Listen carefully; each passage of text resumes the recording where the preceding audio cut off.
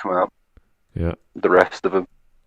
He'll get there. Let me join the room because I was watching the football just for a second while we were waiting. Yeah, I know. Yeah, no. We were just talking about the Dragon Age. What is it? Art? What is it called? Concept arts or designer arts or? Yeah, concept art. Yeah, concept art. One picture.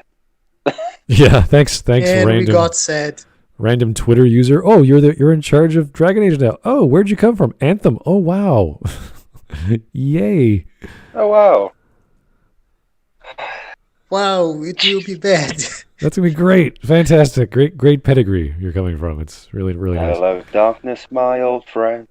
So the only thing the bow reminds me of that is a good thing is the Baldur's Gate bow I think you can get, where there's an infinite number of quivers because it generates bows for you, which I thought was cool. So you're not. I've never played Baldur's Gate. Oh, Actually, okay. That's one. Yeah, it's never come across my desk. Okay. Well, back when RPGs were hardcore and used D&D rules, you had to actually count your bow quiver and your crossbow bolts, and then you could find a special bow or make a special bow, craft one, where you could have unlimited because it generated its own arrows, which I thought was cool. All right. So, that's the only thing this possibly reminds me of because everything else is generic and stupid. So What is he doing on a floating platform shooting things? Like, is there an enemy? Is there danger? He's probably just sending He's shooting mail. a Schrödinger animal. Yeah. Because I'm doing that, I was just sending a letter to his parents. With energy. Anyway, yeah, it's a pretty generic. I don't know what's going on in this shot, sort of photo or design. It's such a generic one, and it meant nothing. But people go like, "Oh, so exciting, so wonderful, isn't it amazing? Look how far Dragon Age has come. Oh, Game of the Year, 20." Look at the comments on the Mass out. Effect trailer too. It's pretty sad because people say, "Oh no, I'm so hyped! It will be so exciting night." Yeah. Yeah, I got hyped by looking at a black screen for a minute. Yay. Yeah. Okay, let's stop rambling on about Dragon Age and get to the actual content of the video and start the Smudcast. All right, good afternoon, folks. Welcome to Smudcast number 176. Soul review. Soul is an animated movie. Came out in 2020. Racism and Disney with the spoiler star tag in the title. This movie is racist. Oh my God. I am in a pretty good spot here because I am the black guy. Has anyone seen the movie? Because I don't. I've seen the movie. I saw it. Oh, it's really good. I've not seen it, but I've heard positive things about it. Yeah. I've not heard anyone say anything negative stuff. So you can watch it with Mini Hawk, and he will like it. Yeah, it's okay. He likes anything. To be honest with you, he's 18 months. You could he's literally jangling keys level of enjoyment. So, but I'll probably try it. I don't watch a lot of Disney movies anymore. Yeah, but this one it's actually good. You can trust me in that. Okay, well, I'll hold you to it. So it's called Soul. I will say Anyway. there is some things that it was really weird, like how the characters can possess the body, but I will not go into spoiler section. Some of the because I don't know how many mechanics of it people are a watch bit it. weird. Like how everything works. It's a little bit kind of vague. Okay. So it's a movie called Soul. It's got 95% on Rotten Tomatoes by the critics, which is pretty high, and 88% from audience score. And we're talking about 5,000 critics, or 5,000 entries in the audience, and about 300 entries in the critic score. So seems to be pretty well liked. People say it's beautiful. There are obviously some fantasy elements like body possession, which is a pretty common trope in fantasy. So not to be taken lightly, of course, but it's a family movie. It's not some crazy evil talk about racial control or power struggles between the classes or whatever. Or is it? Yeah. That's just a I theory. think A she socio-political will- critical race theory. Oh my God! Is this going to be a situation where they do? No, don't. They reference don't, Get Out don't or feel something. mad, Pat. Well, let's start with introducing the actual channel. Let me pull it up here. All right, so the YouTuber is called the Antiracism Academy, and it seems to be a young mother, and she's got her beautiful little boy there, and they're smiling and looking happy. So to me, this is what you don't do. I don't mind having your family up on YouTube and talking about toys or this or that. I think that's great. Racism is neither good nor bad. You could say it has a bad past, a bad history, because that's how we usually allocate the word towards. But you could say, I like tall, beautiful black women, and that's my preference. It has nothing to do with good, nothing to do with being bad. It's just your preference. The same with saying, I prefer tiny little white boys as children, because maybe you just might be a father yourself. So you might think, hey, you know what? He's got this. He Hello, looks just clown boys. Little clown boy. whatever the case Depends may on the be. person. Right. So Hey, yeah. to name your channel the Anti-This Academy sounds as if not only are you the authority, you're against something, and that's your authority, which is like, oh, okay. Would it be like put down to like? Is it the ARA or is it the AA? I don't know. No. It's like the Really? anti-NRA. Like I think any organization, like the anti-NRA or the anti-immigrant or the anti. I am the anti-heresy. Whatever. Anti-Harris. Whatever, it's like, okay, you're taking your stance pretty strongly, which is odd because she seems like a nice lady. She seems like a friendly person. And it's just like the Anti-Racism Academy. Hey, we're going to have fun talking about anti-racism stuff. It's like, that doesn't sound like fun. That sounds like a bunch of ideology The crap. anti-institutional deregulation squad. The I want to see how she saw racism also, because pretty much all the movies based on Black American culture. What she did, Matthias, was she used her eyes. Because that's usually how you see things. Yes, got that dad joke in there. So this is one of her her second most popular, tied for second most popular view. Her most popular is 3.5 thousand, which is Black Spider-Man Miles Morales, anti-racist character analysis. So you can imagine what that's like. Jesus Christ. Yeah, so either way, it doesn't matter how this plays out. Everyone, including Matthias, is going to look like a racist when we're done watching this. Oh, Really? the way, Even you know the way Matthias. sometimes it's like agree to disagree, and we might disagree on this, but I think they're still an okay person. I don't think this is an okay person. I don't think this is a agree to disagree type person. I think this is no. All you gotta do. There's no common ground to be found here. All you got to do. Yeah. Go to the actual video. Sorry. This is her most popular video. I apologize. Got the numbers wrong. This is her most popular video with almost 37,000 views. Just came out this month on the 5th of January. And if you look through the comments, there's like people who disagree. Like I respectfully disagree, yada, yada, yada. Makes a 2-paragraph statement. She replies with like a giant 2-pager. I'm like, okay. So she's got lots to say. Aren't ratings disabled? Ratings are disabled? Ratings are disabled, yes. Yep.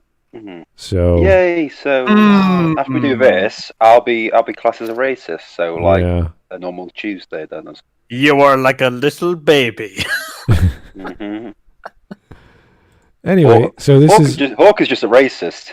Yeah. Racism. Sure. Racism is a pathway to many abilities. I'm just sat These here are not drinking my. jams I'm just sat here against drinking my. supremacists. drinking my milk because I'm racist. Right. So this is going to be an 11-minute video. I don't know what to expect because I only watched a few minutes. Okay. Hey, everyone. Yeah. So just to be warning, Hey, okay. just to warn everyone, you might be a racist after this video because this person is not only against racism, she's anti-racist, and that's her whole channel.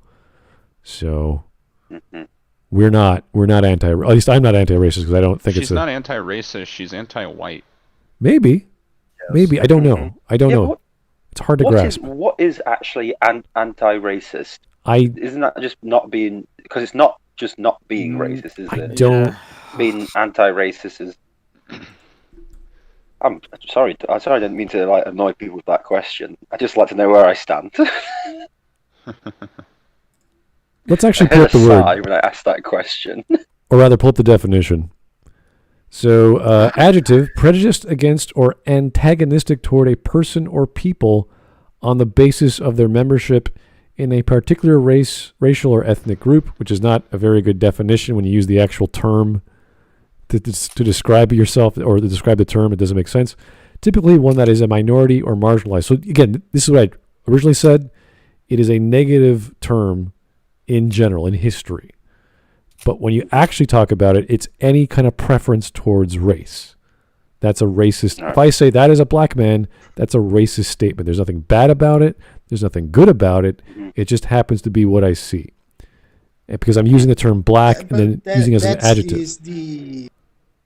That's the whole term, because for them, for most normies, racism is just discrimination in color. Looking just through the skin. Right.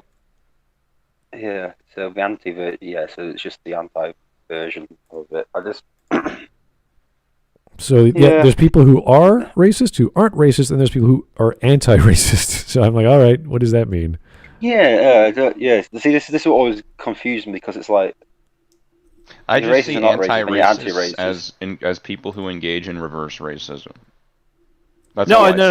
Which is just racism. I think calling it reverse racism is playing into their I agree, but words. Do you know what I mean? Well, I agree. That's but implying that it's. I agree with you, but they've reversed. Corrupted the term racism to where when you use the term, everyone imagines a black guy getting hit by somebody. So you have to say reverse racism so that they know what you're talking about.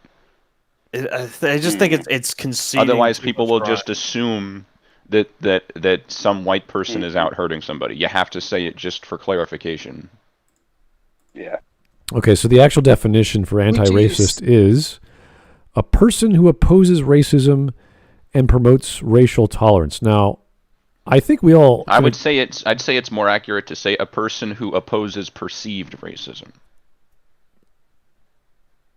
Okay. It's literally that fucking Anita Sarkeesian quote of everything is racist, everything is homophobic, everything is misogynistic, and you have to call it all out. It's that type of thing where it's just look for it everywhere and find it. It's like people trying to fucking interpret Lost. It's like people trying to interpret all of the mysteries in Lost. It's like take these numbers and take the square root of the fucking numbers. And that's what it means, and that's what it's literally that level of insane interpretation. Yeah. Oh boy. Not that you mentioned Lost. I think we can blame Lost for all the bad writing we have nowadays. Yeah. I thought Matthew was going to say we could blame Lost for all the racism we have today. I'm going on a tangent here. I'm trying to think of this as I don't know if you guys remember Atheism Plus when it came out a while back. It's like you're not just I felt like I was fine enough with Atheism Free. I didn't really want to pay the premium for the subscription fee to Atheism Plus. I thought it was a bit much. Yeah, their cinematic universe wasn't worth.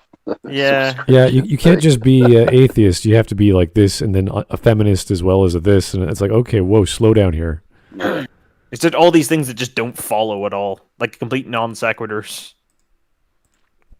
Anyway, so we got 11 minutes. It's going to take about hopefully an hour and a half to 2 hours, depending on what she says. How much we react to go, oh my god. 3 to 4 hours then. Oh, yeah. Nah, this one it will be pretty fast, not like the yesterday episode.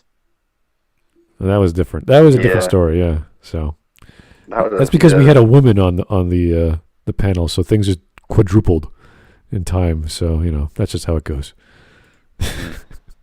Not only are we racist today, we're also sexist. Okay. Hooray!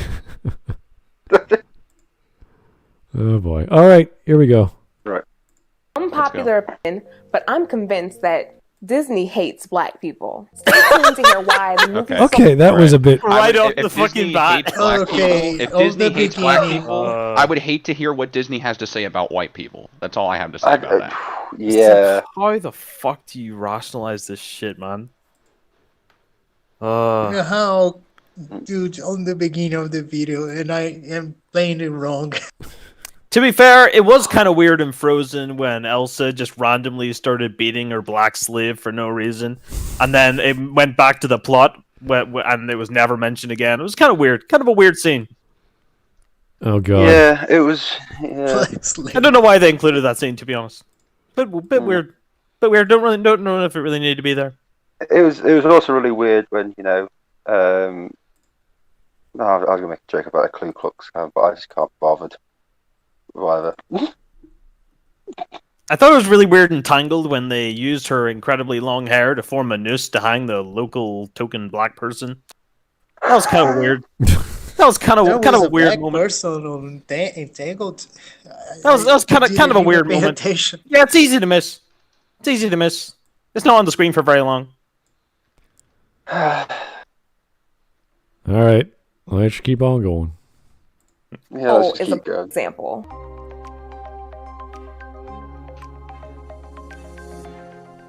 Hi YouTube, welcome to the Antiracism Academy. My name is Brandy Blocker Anderson, and I'm a Wait. Let me just rewind that.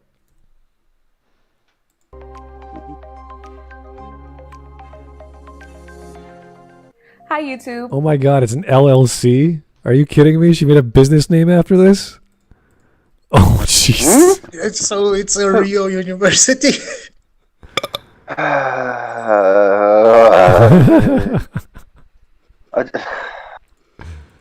All right. I mean, this is whatever calling in life. Good for her. She's a single mom or young mom. She's doing her thing. She's trying to make some bank. Good for her. I hope. Yeah. Nah, she's doing money. I'm pretty sure. If this video is the most watched, she got Google Ads money. Yeah.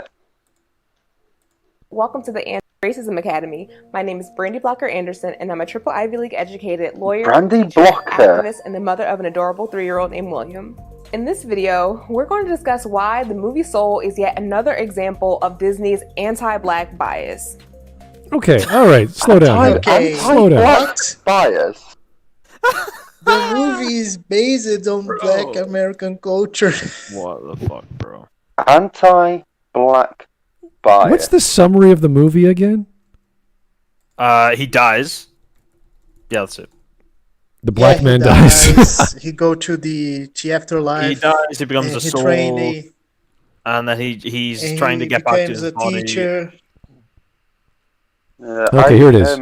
Pixar Animation Studios takes you on a journey from the streets of New York City to the cosmic realms to discover the answers to life's most important questions. That sounds kind of nice. Who was the Because second it is gunman nice. behind the grassy knoll? That's an important question. Joe Gardner, a middle school music teacher from New York City, dreams of a career in jazz even though his mother, Libba, objects to it. See, that's awesome. Fearing for his financial security, one day Joe learns of an opening in the band of jazz legend Dorothea Williams. In auditions, impressed with Joe's piano playing, Dorothea offers him a chance to perform later that night. As Joe happily heads off to prepare for the show, he falls down a manhole. Oh no! He finds himself as a soul heading into the great beyond. Okay, so it's a fantasy. What happens to you after death, sort of thing. How many people fall down manholes? Because that seems to be a common way of people dying in movies. I think it is a big number, especially in New York. Yeah. So the immediate question we ask is, what if Joe was a white guy? Well, he'd obviously have a car to go home In New York, yeah. In New York, you probably would have a car. Yeah, everyone has a car in New York. I don't know, something. I don't know. Anyway, Yeah, the white guy. He'd probably. I don't know. I don't know. This is. I don't know. These questions, I don't know. Well, if he was a white guy, he wouldn't I don't like think jazz. there is an answer. yeah, white guys don't like Yeah. jazz. It just doesn't work. They wouldn't No. be allowed to like jazz. He'd be coming back from like a Slipknot concert or something. Yeah, the Vanguard only Uh-huh. accepts white people or black people. Yeah. That's why I say if you like samba, you can like samba. But only if you're Asian. Yay. Oh, what? No.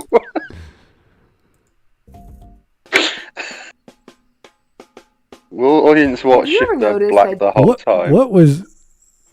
Is yet another example What? of Disney's anti-black Will- bias. Will audiences Will watch? audiences watch if they're black the whole time? What? Yes. Yes. Why Yes. that question? Wait a second. Do you mean like they're Yes. sometimes black and sometimes white on the screen? The same? No, character? no. No, See, because it means the- like the- they become the like main an character- animal or some other type of creature, or in this case, a soul, or anything other than just being a black person. Just so that there's something other than just a black character that stays as a black character the whole time, even though internally there are a there's lot of a movies. person. There are a lot of movies that have just a black person in it, who's the main character who we watch. But are there Disney movies that have a black character that doesn't transform into some other thing? All right. Well, here's a list. I just did a quick Google search on Cinema Blend, and here's 10 great animated movies and TV shows centered on black characters while we wait for Soul. So obviously they were expecting. So this was a few months ago in September. So, The Princess and the Frog. Pretty good movie. That's it. But in the But Princess and the she gets turned into a frog though. which is the quote unquote point that she's making. Da-da-da. There it is. Why did I get cut off when I said frog? Why did Discord decide to kick me out? Let me clear my ad Frogs blocker. are heresy. Because that's a slur against the French. Because And they do wow, this deserve their website slurs. sucks. God, I fucking hate the French. Anyway. Anyway. Yeah. Spider-Man so what other Into the movies- what other Spider-Verse movies was is there? another example. The Proud He's Family. not. Yeah, he's not. Message He's coming not. in. He's not. He's not turned Patching to it through. anything Who? throughout that movie. He's always a black kid. Who? Miles. Okay, Morales. guys, let's no. Well, say she has the movies. Okay, yeah, say Smut, go ahead. Okay, so Spider-Man Into the Spider-Verse, Miles Morales. The Proud Family, Disney Channel animated series from 2001 to 2005. Hair Love won the 2020 Academy Award for Best Animated Short, so that's just a short video or short movie. Baby is Kids, I remember that from the 90s. Oh yeah, yep. The Cleveland Show, yep, that's a spin-off of Family Guy. The Boondocks, can't forget the Boondocks, of course. Little more adult, but you know, Pretty it's, good animation. it's very cool. The PJs, Eddie Murphy, Larry Wilmore, and Steve Tompkins. Oh, cool! I never heard of that. 1999 to 2001. Wow, I don't remember that. It's claymation. That- Oh, cool. All right. Happily Ever I think she After. has her own problems with Miles Morales. She has a video about why that's racist. Really? Oh, joy. Yeah. Well, ITSCV is pretty good. Why? what else? So Happily Ever After, Fairy Tales for Every Child, 1995 to 2000, HBO anthology series. What about, what's the one, there was an EFAP movies about it. What do you call it? A Wrinkle in Time. Wrinkle in Time, yeah. Hmm. Didn't it have black characters? Oh yeah, for Yeah, sure. sure. Yeah. Whatever. That didn't yes, transform it into have. anything. No. I don't. No, I don't know the. It didn't transform into a prophet. Ah, got him. So here's I mean, Kira- Oprah is a giant in that movie. Oh jeez. So here's Kirikou and the Sorceress is a French film, or French animated film rather, and it focuses on West African folklore. So that's probably going to involve some mysticism, I imagine. An evil witch. There you go.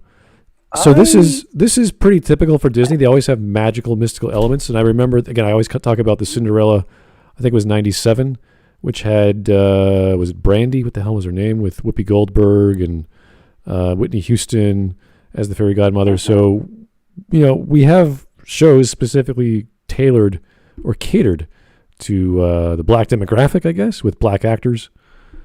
So they're there. They're just not as popular as the rest of the Disney ensemble. That's just how it goes. That's just If their. we're going with general like characters of color, not like black specifically, there's a show on Disney. What's it called? Let me find it. Well, while you're looking, I'm going to find a super chat from Joe. Here, Joe Crazy. Surprisingly, no. Most people in cities like New York and LA rely on public transportation. Really? I thought they take taxis and drive everywhere. Interesting. Criminal Imagination. I skipped the PJs. PJs was weird, man. Only because of the animation. I only remember Claymation Christmas, which I watch every year because it's so good. Guys, ever see Claymation Christmas? It's probably the best example of claymations and comedy. And, Christmas songs, too. Oh, yeah, and obviously, fucking That's So Raven is Disney as well. Yeah. Fresh Prince of Bel-Air, it's pretty good too. It's not Disney, but it's pretty good. What is that fucking program called? It's fucking there's an animated show. With Disney, they've bought so many things up, you don't know whether it is actually Disney or not. Also, if you go on Disney Plus, there's one of the like rows is celebrating Black stories. There's literally like a thing specifically for celebrating Black stories. You just Message coming in. made me remember. Patching it through. I think she will bring Songs of the South. Really? I don't know if she'll go that far. I think she's more talking about animated movies, so I don't know if she'll go into that. Yeah. Wait, Songs of the South is an animated movie. Well, there's animation in it. Okay, but it's still. Here's a super chat from Joe Crazy. I like the movie Coco a fair bit. This is, I believe, Miguel. The character's name is Miguel, and he's played by Anthony Gonzalez. So I'm assuming the story is associated with the afterlife of a more Mexican or South American mysticism. David, isn't it? I think it was about Land of the Dead to find his great-great-grandfather, a legendary singer. Confronted with his family's ancestral ban on music. Interesting. Okay. So there's plenty of other animations out there for a variety of demographics. And whether it's this ethnicity or that culture, there's something for almost everyone. 0 out of 10. He's a skeleton. Doesn't count. He's a skeleton. That's good. 0 out of 10. 0 representation out of 10. He turns into a skeleton. Anti-human, yeah. This movie is pretty good. Yeah, it's based on Mexican afterlife. Yeah, I watched it. I had no complaints really, but I'd have to give it another viewing. Yeah. All right. So lots of audiences would watch an animation, regardless of the skin type or tone of the main characters. I just, in general, I think we can enjoy films regardless. I think also as well, think like human characters are less merchandisable than like either animal characters or things that are completely different.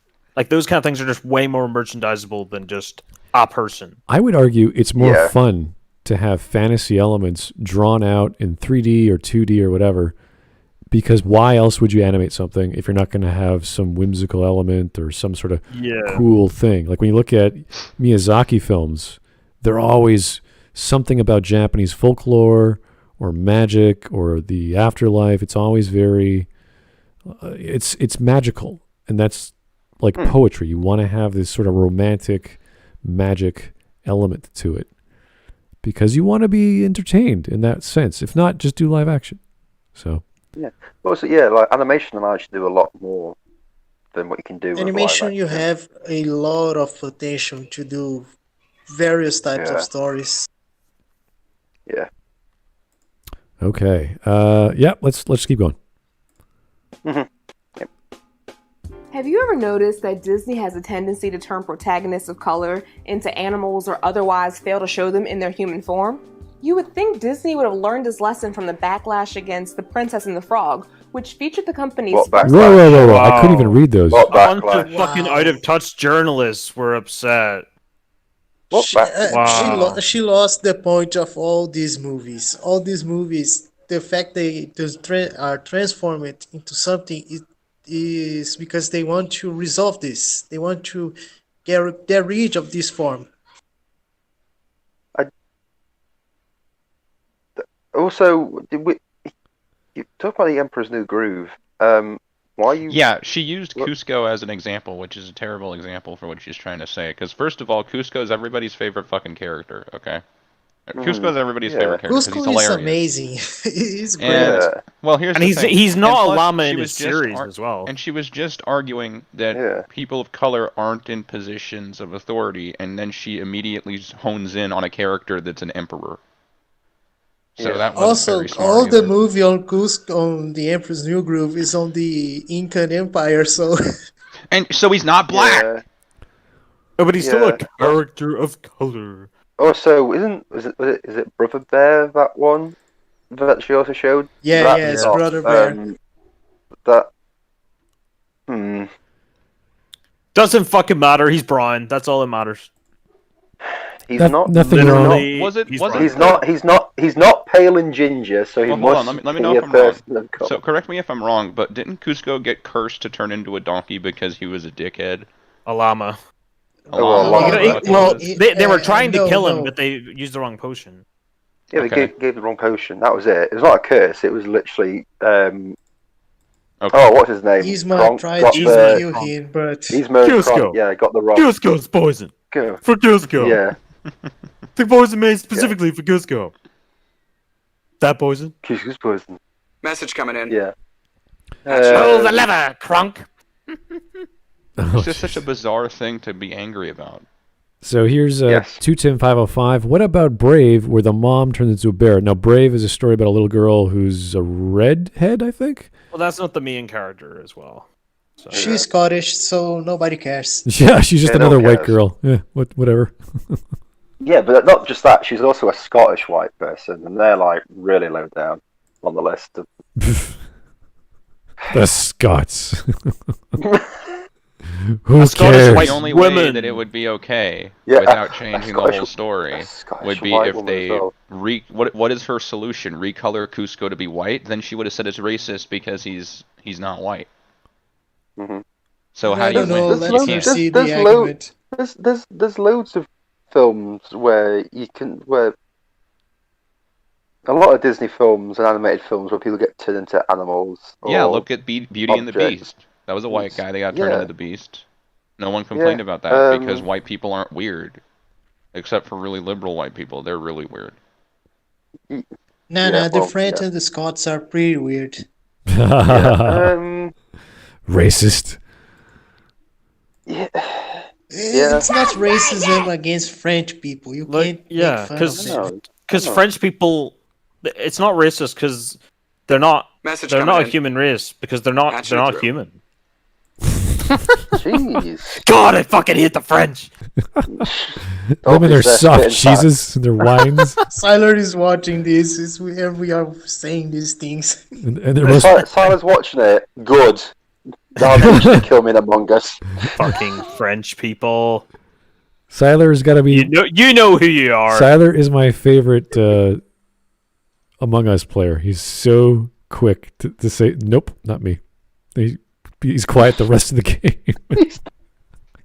Yeah, nothing. I really want to nothing. play on They the just say, no, it was not me. No, it was not me. It just goes back onto mute.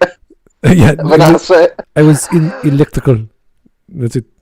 He's in electrical. Shuts up. It's great. Then there's nothing else for the next like 6 rounds. Ends up killing everyone. It's like, oh, okay, we know we lost it. Wow. Yeah, he's pretty good. All right, Joe Crazy. Oh man, Brother Bear and Emperor's New Groove was my childhood. Yeah, I know. It's these are fun, entertaining stories. Really good movies. And I don't think you would care if the characters in Emperor's New Groove or any Disney film, they were different background or ethnicity or this or that. I don't think that would matter to anyone. We want a good story that's fun to watch. It's Disney. It's for kids. Moana's another example as well. She's brown. Yeah. Yep. And she doesn't turn into anything. She's what? She's brown. Yeah, but that's racist and sexist. That's the criteria. The CCP are coming for us now. Mm-hmm. No, the CCP is based. they know where I'm coming from. Black animated see where you lay down. The first black anime protagonist. Oh, okay. Okay. Easy Princess Tiana in 2009. 2009. Let that sink in. In that film, Disney opts to portray Tiana as a frog for the majority of the runtime. Wow. In Soul, less than 10 minutes into the movie, Joe Gardner, voiced by Jamie Foxx, is turned into a blue sperm cell, which I guess is supposed to be... Okay, dear. No, it's called a soul, but sure, whatever. Blue sperm cell. It's a soul. It's a soul. It doesn't need to be the All right. the generic soul from fantasy. The shape of the spermatozoa and maybe the color might be reminiscent of what you might have seen under the microscope. And obviously she's making a joke here, so I think it was an attempt at comedy. Yeah. Yeah. Yeah, it was pretty bad joke in my I opinion. believe it's trying to communicate. Obviously, this is what is that? Everything's racist, everything's sexist. So this is like a form of toxic masculinity because the black man died and turned into a male. Oh yeah, symbol bring the bingo card. Patriarchy, yeah, something like that. One of those philosophies. I don't know which one. Oh God. Straight white cis Christian man bad. There we go. That's I feel like the bingo card is already like almost full at this point. Colonialism, American, poorly researched topic. Yeah, we'll get there eventually. Oh God. Take scene out of context. Yeah. Oh my God, this is gonna go crazy. Oh, Jesus Christ, Dollface! What was that? I'm drinking Iron Brew. I think I have a new clip to post on my channel. That's still no excuse. All right, so sperms. That sounds like your insides. So sperm cells and ghosts are like Casper. They're all the same. Oh, I swear to God, if you're going to mention Casper's white, I'm going to fucking lose it. Not to Casper. If she, I don't like it. Then I don't like you. Okay. That's great. Well, sorry. There we go. There's the review. Yep. There you go. So guys, this Smudcast is ended. Is that? No, there's nothing like that. There's no subjective emotional response. There's no appeal to emotion on the at least on my bingo card.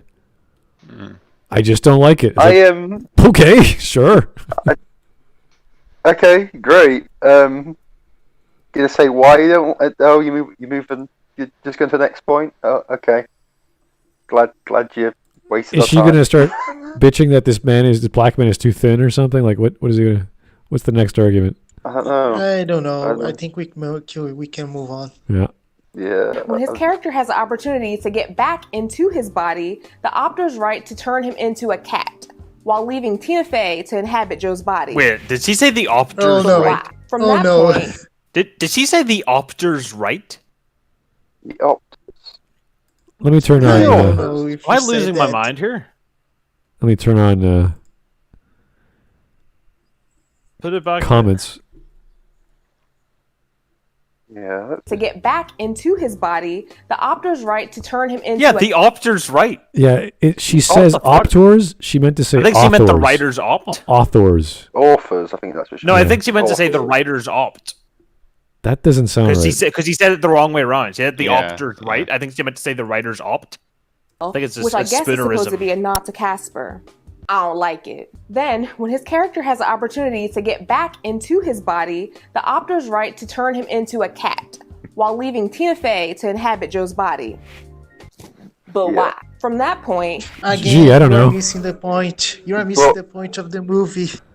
But why? To obviously make some sort of dynamic. I really between don't want two characters. to enter any Because they wanted spoilers. a talking cat. Yeah. That's why. No. Calm the fuck Why down. Tina Fey is on Joe's body is because 22, Tina's Fey character, doesn't know how it is to live on Earth. That's why they put her on Joe's body, so that she can experience the life. Alright, okay. Cool. Also, the name of the character is 22. And I don't see the problem with people having a challenge in the first 10 minutes. Like, oh my God, I lost my body. Someone else is inhabiting it. I'm a cat. What do I do? That's interesting to me as a kid. I'm like, oh my God, cool kitten. And now he's chasing after his own person. What's that all about? To be honest, it's about Yeah, time it some is. pussy actually did some work. There you go. Because, you know.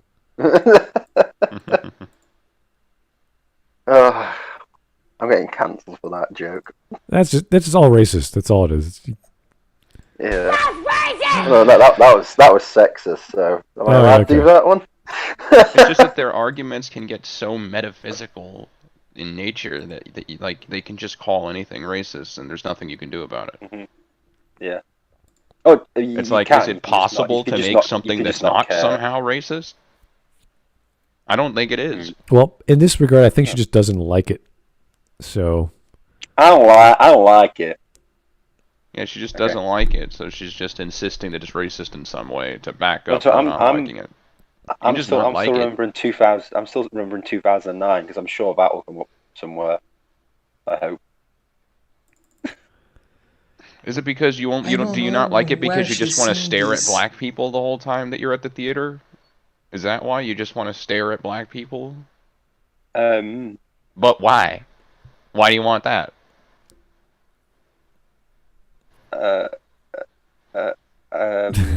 Yes. I don't know. Yes. Yes. I don't know, Jew.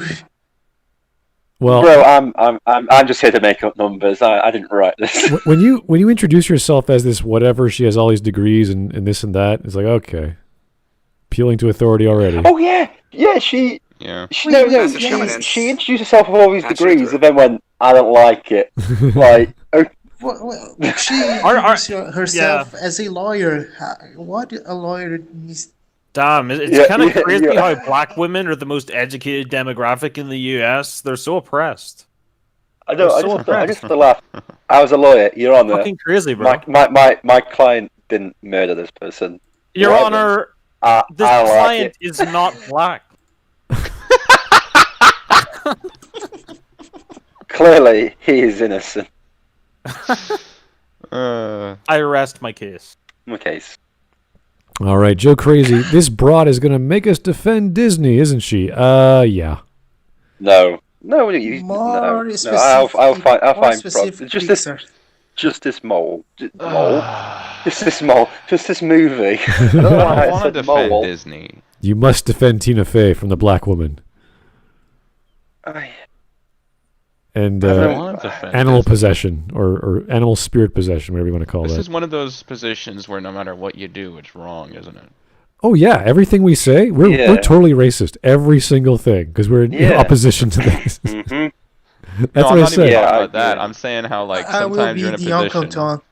Sometimes you're in a position where you just have to choose the less bad route. It's like, well, do we defend Disney? Or do we let this crazy black woman go after it? Like, I choose the third evil thing? I choose the third route. Racism. Question is, Matthias, see if Punch Berserk is watching this, and see if he can just lend me a N-word pass. I'll be fine. Yeah, I will ask him if you can. All right, 210505. Why do these people make me defend Disney? Stop, capital STOP. Yeah, I know. We can. Oh, fuck it. I lost the We will are to even not defend defending that point. Disney. Then. We are defending the movie because the Message coming movie in. isn't what she's saying. This is great. Joe Crazy, this lady, Your Honor, I don't like it. Yeah, that's it. I don't like it. Okay. I'm a lawyer. Like, all right.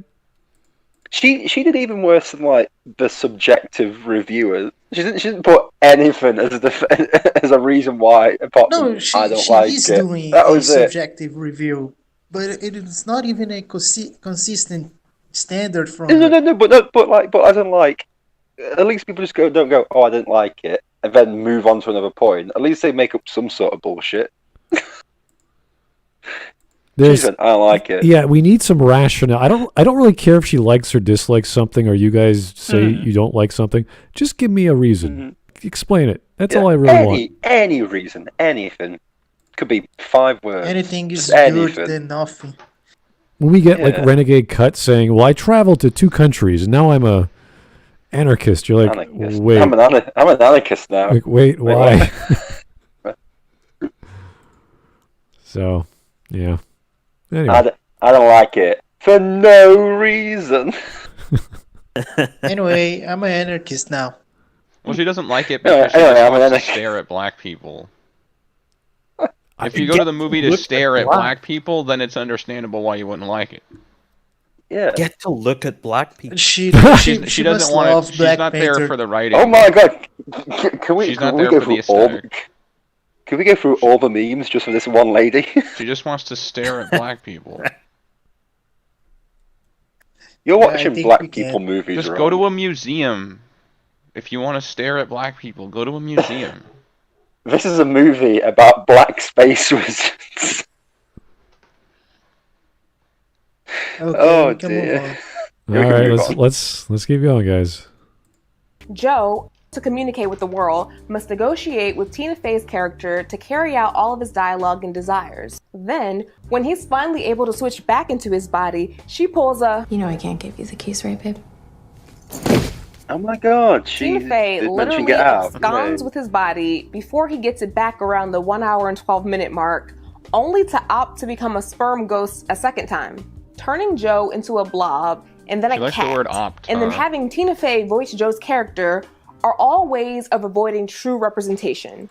No. What do you mean? What do you mean? True representation. Okay. She's missing the point of the movie. It's not. What are you talking about? Let's just hardcore fill in that takes scene out of context and just like make it its own bingo card and just like that's all this is. Yeah, I obviously have not seen the movie. I don't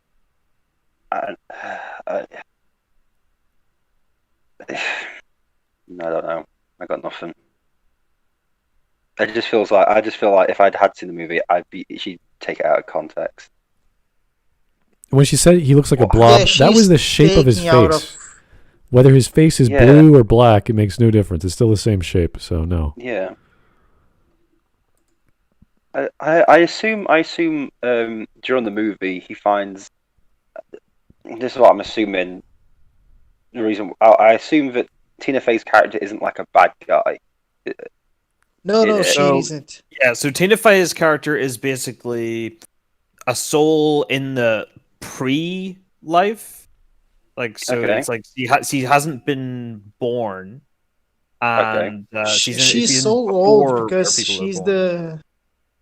she's really old. She was born. He's like, like thousands before. Okay. But she's not actually been born into the world. Oh yeah, into so she's like she's the rebel. The sperms that never make it. Yeah, so she doesn't basically want to become an actual person. Okay, right. So, like, the main character wants to use her to get back into his body. Because if she gets, basically, there's like a pass that she can get that allows her to enter the world, and he can use that to get back into his own body or something. I think it's something like that, if I remember. Oh, right, okay.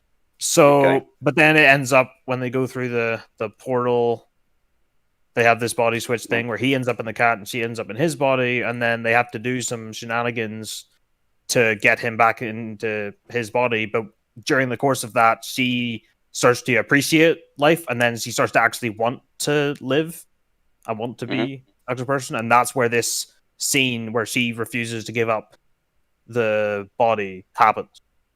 Because she now wants to actually live, basically. So that's what the conflict is about at that point. Okay. Right. Moreover, so it ain't just white Pixar are sending the message that they don't believe audiences will connect with the black not even white, technically, in the narrative. Human form for the entirety of a film. Now, before you go saying, but what about Miles Morales? Check out our video on that character to hear why he's problematic as well. Oh no! Problematic. Problematic. You can. What's problematic about Miles Morales? Is it because he's not curve stomping white people? Is that what's wrong with Miles Morales? Well, it's good. He's not running around curve stomping white people. I think possibly part of it is that his dad is a police officer, and that's bad because that's pro police.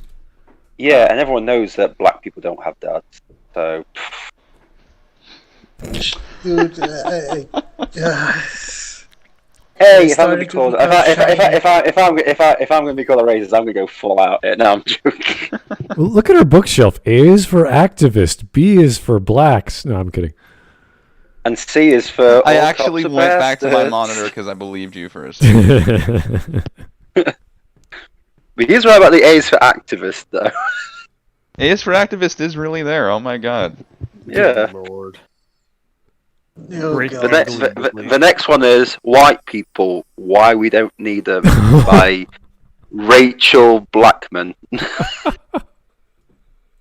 What was her middle name again? Their existence is wrong. Breaker or something. Yeah, it was this weird name. Yeah. And for the life of me, I thought her child was called like something really like. Not, I think was it William? She was saying that it's totally not true. I thought when I first listened to it, it was like Westland or something. I thought, oh my god, what names are these? All right, let's keep going. Yeah. Is the black man's life worth living? What? About a middle-aged man who is portrayed as a pathetic. What the fuck? Wait, what? Is a black man's life worth living? It's really funny seeing that written in Disney font. What the fuck, bro? Yeah. No, just saying terrible things with Disney font is really funny.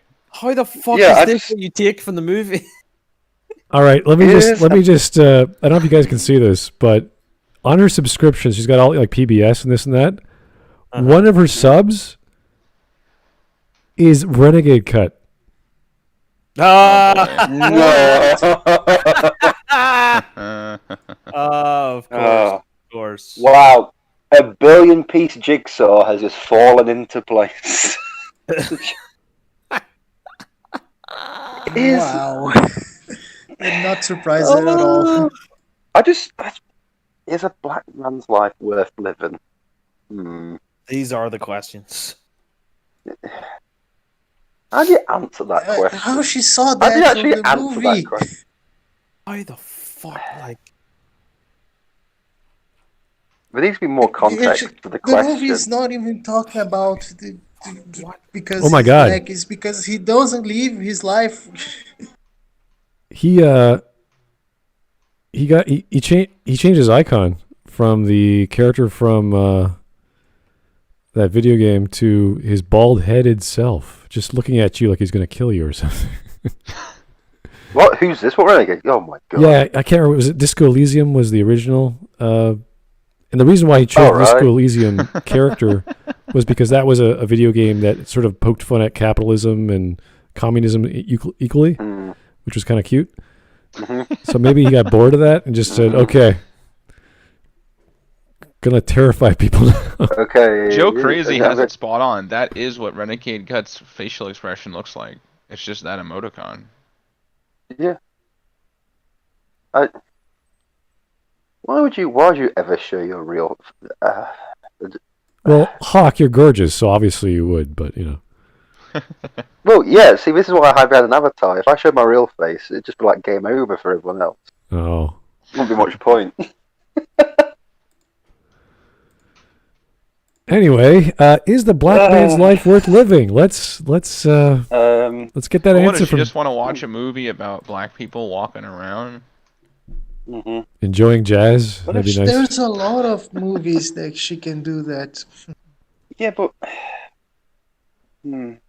Like, it's basically a fucking... Like, it's basically like It's a Wonderful Life type story, where it's like learning the value of his life, basically...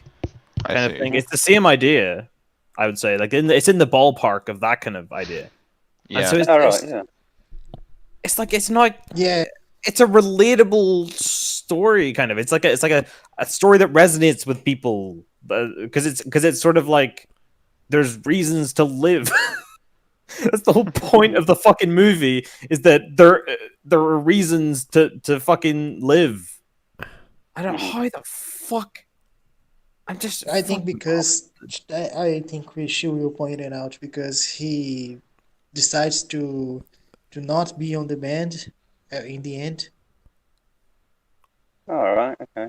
Well, he has the gig. He plays the gig, and then it doesn't fulfill him as much. Yeah, as he thought it would. he's not fulfilled because he wanted to be on this jazz band, but after he does that, he's basically saying, "Is that it?" Wait a second. In chat, Diet Shiny is clearly appropriating black culture since his name can be associated with lotion. What? Wait, what? Excuse me? Anyway, guys, everyone in the chat put hashtag blame Hawk. Wait, hang on, wait. Lotion? What? I don't... Is that suntan Error? lotion? Error? What are we talking about here? I don't know.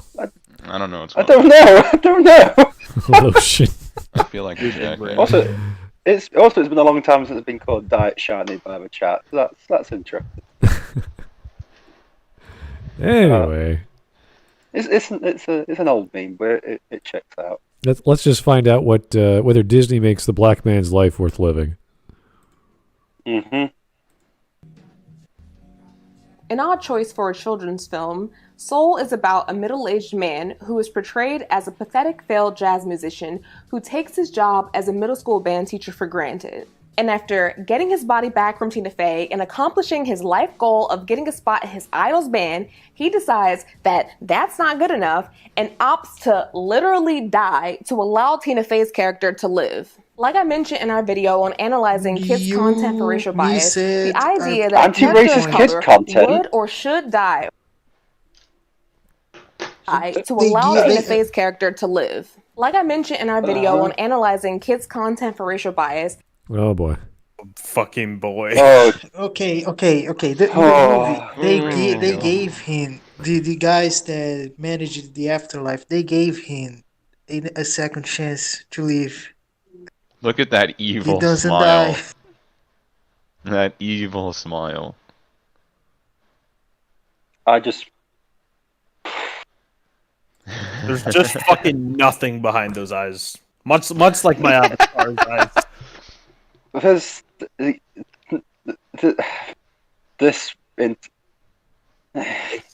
just fucking nothing. It's just blank. It's just blank fucking space.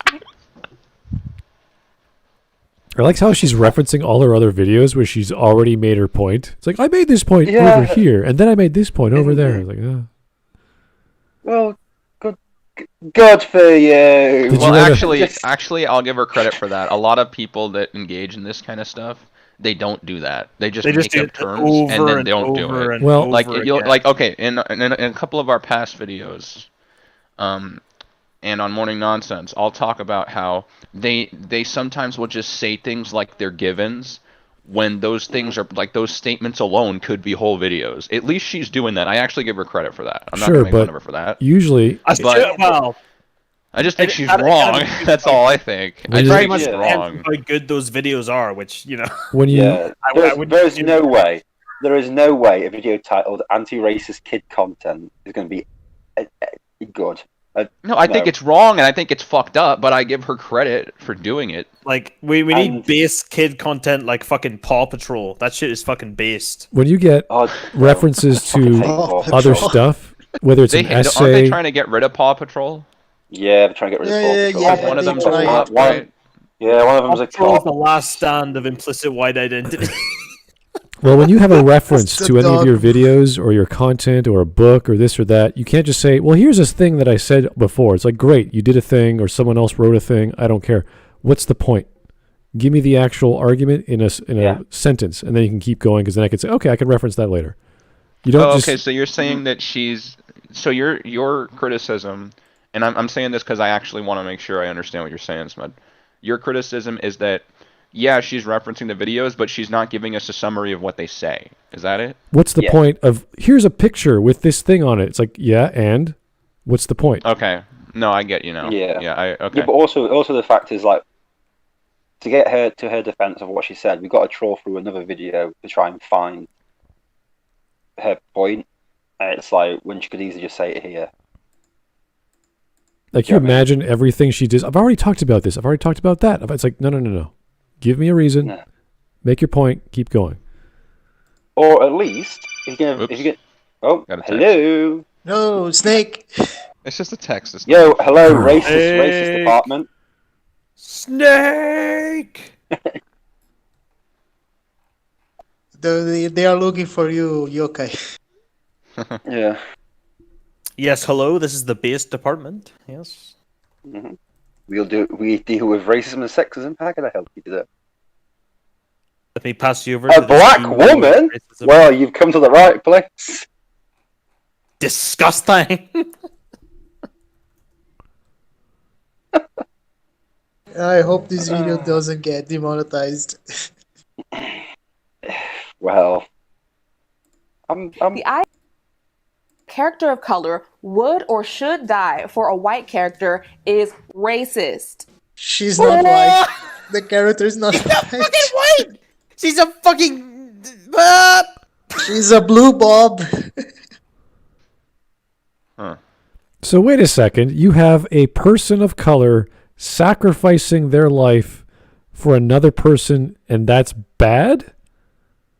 It's not even a person. It is another soul who's never had a chance of life. Yeah, but either way, a black person or black soul, or whatever the hell you would call that creature at that point in the story, is sacrificing themselves for another entity. That's usually a heroic sign of a journey that someone's on. They make a choice to do something. And if he didn't want to do it, then she would say it's discriminating because it's making him cowardly. Yeah. Yeah. I'm just so you see what I'm saying? You can't win. She's just going to spin it. Oh yeah, for sure. You can always justify some bizarre logic for how it's racist. There's always a way. This is why I don't care. Because and don't write the word racist in Disney font. It just makes you a jackass. Yeah, that's very weird. Weird flex, but okay. I just imagine a serial killer going around, like, you know those crime shows, those crime thrillers, where the detective will find a body and there's blood on the wall that's writing something, and it's just fucking Disney font. It's just fucking scary if I saw this. What's on the Disney Channel when they used to have their actors do, what is it? The wee like Disney, like Mickey Mouse shape thing. Yeah, thing, but in blood. You're watching Disney Channel, and then they like wipe it on like the fucking window, like the blood on the window. And you're watching Disney Channel and just put racist. So the simple answer, or simple question we ask is, what if Joe was a white dude, a white middle-aged man, or whatever, giving his body to a young, small black girl who's not born yet, or something? Then, well, that's good because I like that because white guy died. Fucking systemic it would be sexist. systems. Yeah, if it was a white guy, it'd be sexist. And if it was a white woman giving her body to a small black girl, well, if it was a white guy, it would be the white savior. It would be the white savior trope. A sexist white savior. Okay, here's Joe Crazy. Self-sacrifice is racist, guys. It's current year. Yeah, I know. Yeah. So you sacrifice other people to be anti-racist. Message coming in. That's how you do it. Usually, when we have a heroic story or heroic sacrifice, it's seen as a honest, good thing because you're doing something for someone else. Now, I don't know the full story here, but that seems to be more selfless than selfish, which is usually a good thing. Yeah. Yeah. And for a black lady who's so sensitive about race, this would be like, why is this bad, black lady? Please tell us. Is it just because black guy dies? Is that why it's racist? Yeah, but this is not like I get murdered or I'm stopping someone from getting murdered. I am choosing to let someone else go on and do whatever. Like, that's a very specific difference. Yeah. Yeah. I agree with Smud here. Oh yeah, no, I'm agreeing with Smud. Oh yeah, we're all racist. There's no question about it. Everyone here is racist, even Mateus, because it's like there's no other option. Yeah. We disagree. You're racist. He's ultra racist. He's ultra racist. Oh yeah, because he is actually of a person of color. And well, that's multiracial white supremacy. He's super multi-racist. Okay. Well, I don't think it's possible to not be racist without being a dumbass. He's racist plus. He's like a streamer. Racist plus. There you go. That's what I was looking for. Of racism. Get racism delivered straight to your door. Next day delivery guaranteed. It's like what programs like Keeping Up with the KKK and We will deliver racism straight to you in half an hour. In high definition. In high HD. And in Disney font. 4K Disney font racism. For a small fee of $14.88. And your Tinkerbell who sprinkles the fairy dust to write out the words is going to be like a fat Asian Eskimo who's also bisexual. Yeah, it's just you see them all getting ready, and instead of like the Mickey Mouse sign, it's just KKK hood sign.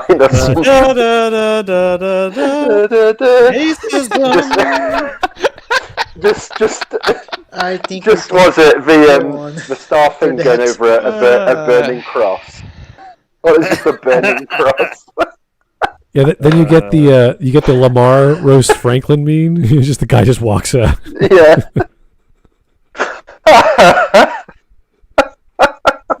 So we can say that Hawk is the new Regs of the Smudcast. What?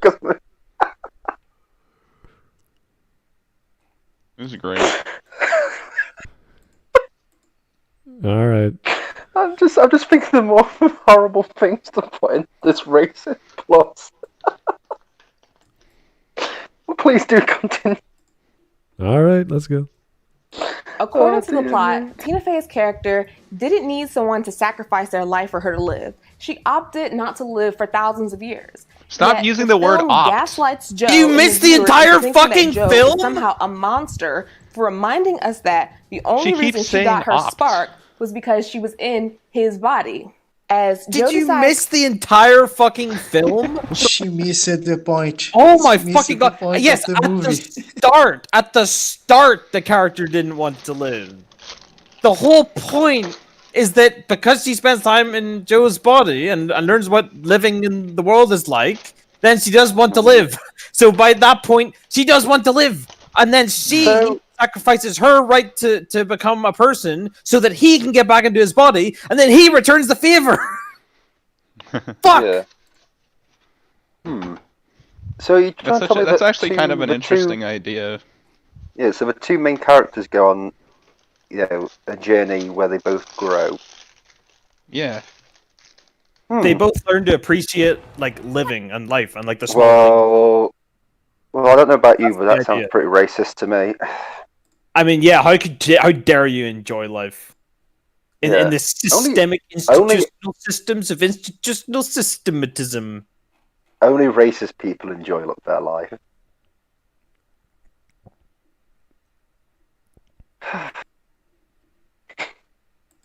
Decides to side. We're treated to a montage. Stop putting those words in Disney as Tina Fey. For example, he recalls the scene in which Tina Fey, while in Joe's body, enthralls a barbershop full of black men with her blathering on about philosophy. Yeah, right. This scene also... Wait, what's wrong with that? Wait, what's wrong? Yeah, black men can't enjoy philosophy. Okay. Are you saying women don't like philosophy? I don't know what the implication of this is. What is she implying here? Is there some obvious, and obviously this is the XYZ whatever trope? Is her complaint? I'm actually not watching right now. Right now, I'm just listening. So, assuming I have everything right, is her complaint that having a white person be the focus of attention around black people is somehow racist? No. At this point in time, Tina Fey's inside his body, so it's a black guy talking about philosophy. And the other black people in the barbershop are enjoying him talking about philosophy, and she's like, nah, black guys don't like philosophy. Well, maybe it's because it's when the girl is in his body, right? Yeah. It's when maybe that's why. Well, maybe she is saying what I said, but just in a weird way, where it's because it's a white person stating it. So maybe she thinks it's implying that. Oh, maybe she thinks it's racist because it's implying that white people can bring something of value. Tina Fey's character isn't a white person. At this point. I know, isn't it a cat? It makes sense. No, she's a soul. No, he's okay. She's a soul. Okay. At this point, he's in the cat. Yeah. His body, his. So what is the cat just dead? I don't know what's being replaced with the cat. Or maybe cats don't have souls. I don't know what. Yeah, they don't really talking about. I don't know. Explain the mechanism behind their souls. Really, they don't really explain whether they have souls. What happened to the cat's soul? It's a Disney film. I'm trying so hard to make sense of her argument, and it's just turning me into a fucked up asshole. You know how you go to study to become a lawyer? You have to learn how to argue and make counterpoints and have a strong, point by point of explanations. Where did she get her degree? What did she get? Did she really learn? She got her degree on Google Documents. Just copied and paste. Print that out. Pretend I've got it. It was on California. Pretty sure. Okay. Yeah. So Tina Fey's character is the cat. No, Tina Fey's character isn't the cat. Tina Fey's character. Okay, she's a random soul. Ignore the cat. Soul. Well, why is he in the cat then? Is the cat dead? No, because the cat was next to him. And he went into the cat. And so what happened to the cat? They both one person at a time. One person at a time. And then they both went through the portal at the same time. So the main character and the Tina Fey soul character, they both went through the same portal, and the cat was next to him in the hospital when they went in, and Tina Fey's character went into his body, and he went into the cat's body. So what happened to the cat's soul? I have no idea. They don't explain that. The cats not have souls? They don't explain. Pussy don't have souls. They don't have souls, or maybe it had just died. I'm sorry, it's just very confusing. They don't really explain it. Don't worry about the cat. It doesn't matter for the plot. All right. Okay. So the scene that's just happened, What's the what's Jamie Foxx's character called? Joe. Right. So Joe is getting a haircut or a beard trim or whatever. Tina Fey goes 2022 in Joe's body. Talks about philosophy in the barbershop. Starts talking about philosophy. And he's and all the other black guys, really enjoy that he's talking about. Yeah. They're philosophy. Like, wow, he really do be spitting some straight facts. Yeah. So they're all happy. So at this point in time, it is literally a black guy is saying stuff about philosophy, and other black people are enjoying it. That's the scene. So maybe her complaint. Well, maybe her complaint is that because this is when Tina Fey was taking over his body, right? Yes. Yeah. Just to clarify. Yes. Okay. I know what her complaint is. Okay, so maybe her complaint is that I'm just going to speculate, and then you can say what it is, and I'll believe you. But so maybe it's that a white person, because Tina Fey's character is a white person, right? Or at least implied. Well, it's a soul. No, it's not. It's a soul. It's a soul that's never been born. I have no idea then. I quit. Right, okay. I quit. Right, okay. Here's what it is. Here's what it is. The voice actress is white, and that's the problem. Okay. So it's because Tina Fey is white, it doesn't matter about anything. It's the fact that Tina Fey, as a white person, is voicing a soul with no discernible race, and that's inside a black person. So now she's gone straight through to the meta of, well, it's obviously must be just Tina Fey talking through this person because Tina Fey's white. All right. Now I'll extend that to my point. You actually helped me get to where I want to go. Yes, I actually. So let's extend what you just said to my point. This is what my suspicion is. Does she think that anyone other than a black person bringing information of value to other black people around them is racist? Most likely. Is that why I think she's complaining?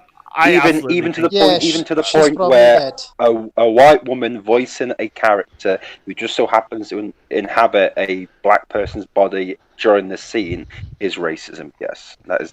I think there's multiple layers for why she thinks it's racist. I think there's just one layer. She's fucking insane, but I'm sure people can say other things. Anti-racism is a pathway to many abilities, some considered to be nonsensical. Hopefully, in the next scene, she'll explain why she's so miffed, but I still don't get. I don't like it. I don't like it. Philosophy bad. You can use that as a clip. That would be a great clip, I don't actually. like it. I don't like it. Implies Faye is better at being a black man than Joe by Get having the his fuck out of here! How? Out of his way to mention how seen. What do you mean better at being a black man? I didn't know there was a black man contest. By having him reflect on these moments just before deciding to literally die for a white woman, the scene sends a message in his redemption arc. She's arguably we don't know if she was white. We don't know if she was white. No, she's never been. No, she's never been white. Here's the thing. She's never been born. She's never been born, so she's not a race. She's just a soul. There is nothing. Nil pois. She is like I mean, even an empty void. I mean, we're saying she, and that's just for convenience. But like, technically, even the gender is arbitrary. Like, there's everything about the character is like arbitrary in terms of real world identities. Can call 22 a he or a Maybe they. it was a transgender camel. Yeah. Well, it couldn't be a camel because animals don't have souls. The point of the scene is that because she hasn't experienced life, she appreciates things more. That's the point. Well, let's imagine that what she said, her philosophy was dumb, or no one liked it, or didn't make any sense. Wouldn't that then be the opposite lesson that we were going to learn from the scene, saying, "Oh, this dude, Joe, you don't know how to live your life, or you don't know X, Y, but this other person does," and he has to go, "Oh my God, you're right. This is a learning lesson for the protagonist to say, oh, this person knows what's going on. She or whatever that entity is knows better than I do." And this is a point of contention in the story for him to make a realization that he has to grow as a character. That's a good thing. You do this in the stories. Yeah. But the point of the character, the reason why she's talking about all this like philosophy stuff, and she's the whole point is that she hasn't experienced life, and that to her it's all new. It's all new and interesting, and she appreciates it more than he did, and that's the point. That's like what he learns from it, is that, she asked, I'm missing and out. not only that, but within this barbers universe, just like. Go ahead. Yep, go ahead. No, can go. No, you were gonna say something about like the barber. He was talking to the barber. Okay, if 22 asked the barber what he wanted to be, and he said he wanted to be I watched it a long time ago, so I think he wanted to be a boxer, but after that he decided to be a barber. So, and he's more happy being a barber than being a boxer. Here is Here's Random Greatness. Cool nickname. So why is she assuming that 22 is going to be white? It's because of the voice actors. That's what I assume. 22 was heading to Asia or somewhere when they went through the portal. Okay. But even if she's not a white woman. She's like this other worldly entity that's just voiced by a white woman.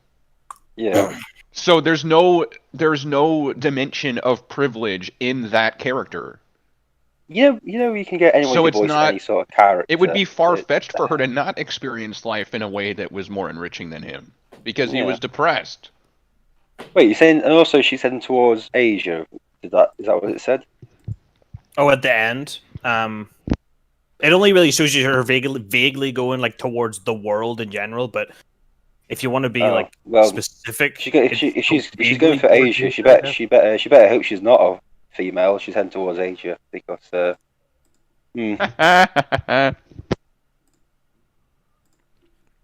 better be rolling that dice to that bloke gene.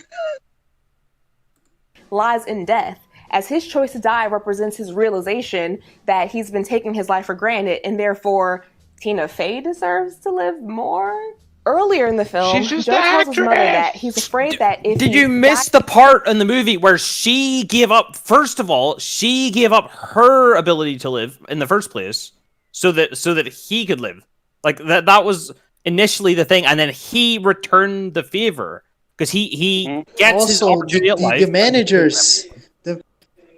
managers on the afterlife gave him a second chance to live. And she's cutting that out. For his sacrifice, or for his moral goodness, essentially.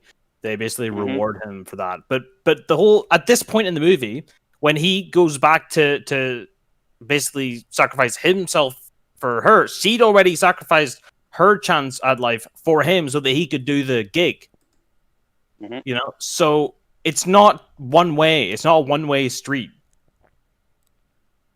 Yeah. I just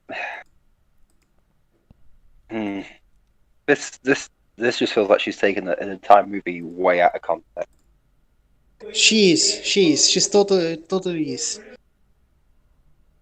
I'm actually interested in watching this now, the actual movie, just to see how it actually goes. To see how wrong this crazy woman is. Well, this is what happens when you have an ideological lens, and we don't know exactly what kind of worldview this black lady has. So, shall I take a stab in the dark? Yeah, but you can't just say this is like anti-racism, because that could mean many things. So I wasn't gonna say anti-racism at all. I was gonna say she's fucking nuts. Okay, that doesn't help either. So narrows it down. Yeah, no, it's like what is wrong with this scene just because you think this person is white? It's like she's projecting onto the screen this person's white because the voice she knows the voice actress. That's yeah, but also that's like she's projecting that this person's white. Does she have a problem with white people then with stuff? What was if 22's This is her argument. This is her argument. Well, no, I'm going to actually attempt to answer that. Her argument is that given that the character is a white woman, it is racist for the film to imply that the white woman can be in any way outperforming the black man. That is her argument. Which is interesting because the movie's actually showing us that he believes that to be true as well. Yeah. 'cause I am really conflicted here because on the one hand, no, I'm not going to make the joke. Actually, let's move on. Okay. Today, his life amounted to nothing, and explaining why he needed to perform with Dorothea Williams. It seems that based on his disappointment with the experience of getting his big break and his choice to die for Tina Fey, that his life is still meaningless in Joe's eyes. Narratively, it doesn't even make sense why this character had to die in the first place. We find out that Joe is actually in a coma. Joe is able to make a psychic connection with his body and even speak, alerting the doctors to the fact that he's still alive. And even after Tina Fey takes over his body, he's able to leave the hospital, eventually get back into his body, and kill it at the performance that night. But I guess Disney decided to add a Final Destination flair because a death fairy literally hunts him down like he's cheated Death's design to drag his soul back into the sky like he's one of the villains from the movie Ghost. Yeah, he has. In the This end, sounded like literally some has. Doctor Strange shit. That's the plot of the fucking movie. What Mm. do you mean? He did this. So What do you mean? Oh, it's almost as if he cheated death. Yeah, that's the plot. So there's nothing wrong. He cheated death. Yeah, there's nothing wrong with including a major conflict or an antagonist or whatever you want to call death in this personification. That's fine. It can't. Well, it can just be a guy who semi dies with this other spirit, and they figure out his life. There's this other conflict going on, pushing him along and scaring him into doing to keep him going in the right direction. I think that's totally normal. Can I just say, is she like brushing off being in a coma or something that's not that bad? Just then. He's only in a coma. That character, you do die quite a bit in comas. Also that character with the abacus is set up from the beginning. Like him noticing the count is wrong is basically as soon as he goes off basically the stairway to heaven, as soon as he jumps off of that, he's the count is wrong. So that doesn't just randomly come up at the end. He's been basically looking for him the whole movie, so it's not just randomly at the end. It's no. Nice death fairies decide to save him from his self-pity and give him a second chance. On the one hand, the film presents his sacrifice as noble, having him reassure Tina Fey that he already lived his life, so it's okay for him to die now. I guess somebody at Disney had some sense, so they decided to let him live. But the film ends there, so we never get the sense that Joe ever realizes that he does have something to live for. What the fuck are you on about? What? No! Only 2% of teachers are black men. Wait, what does that matter? Teaching and inspiring others with Joe's spark. Disney seems to want us to get this point by showing us how mesmerized we are. No! No! I don't even like this movie that much. It's just so fucking wrong. God damn it. What the Holy shit. What? Wow. The fuck was that? Why do we bring up only 2% of teachers are black? What does that have to do with fucking anything? I wonder why. I'm sure it's criticism. It's nothing. I just fucking. Also, teaching kids isn't the greatest thing in the world. Yeah, I have a kid, but kids suck. They do. That's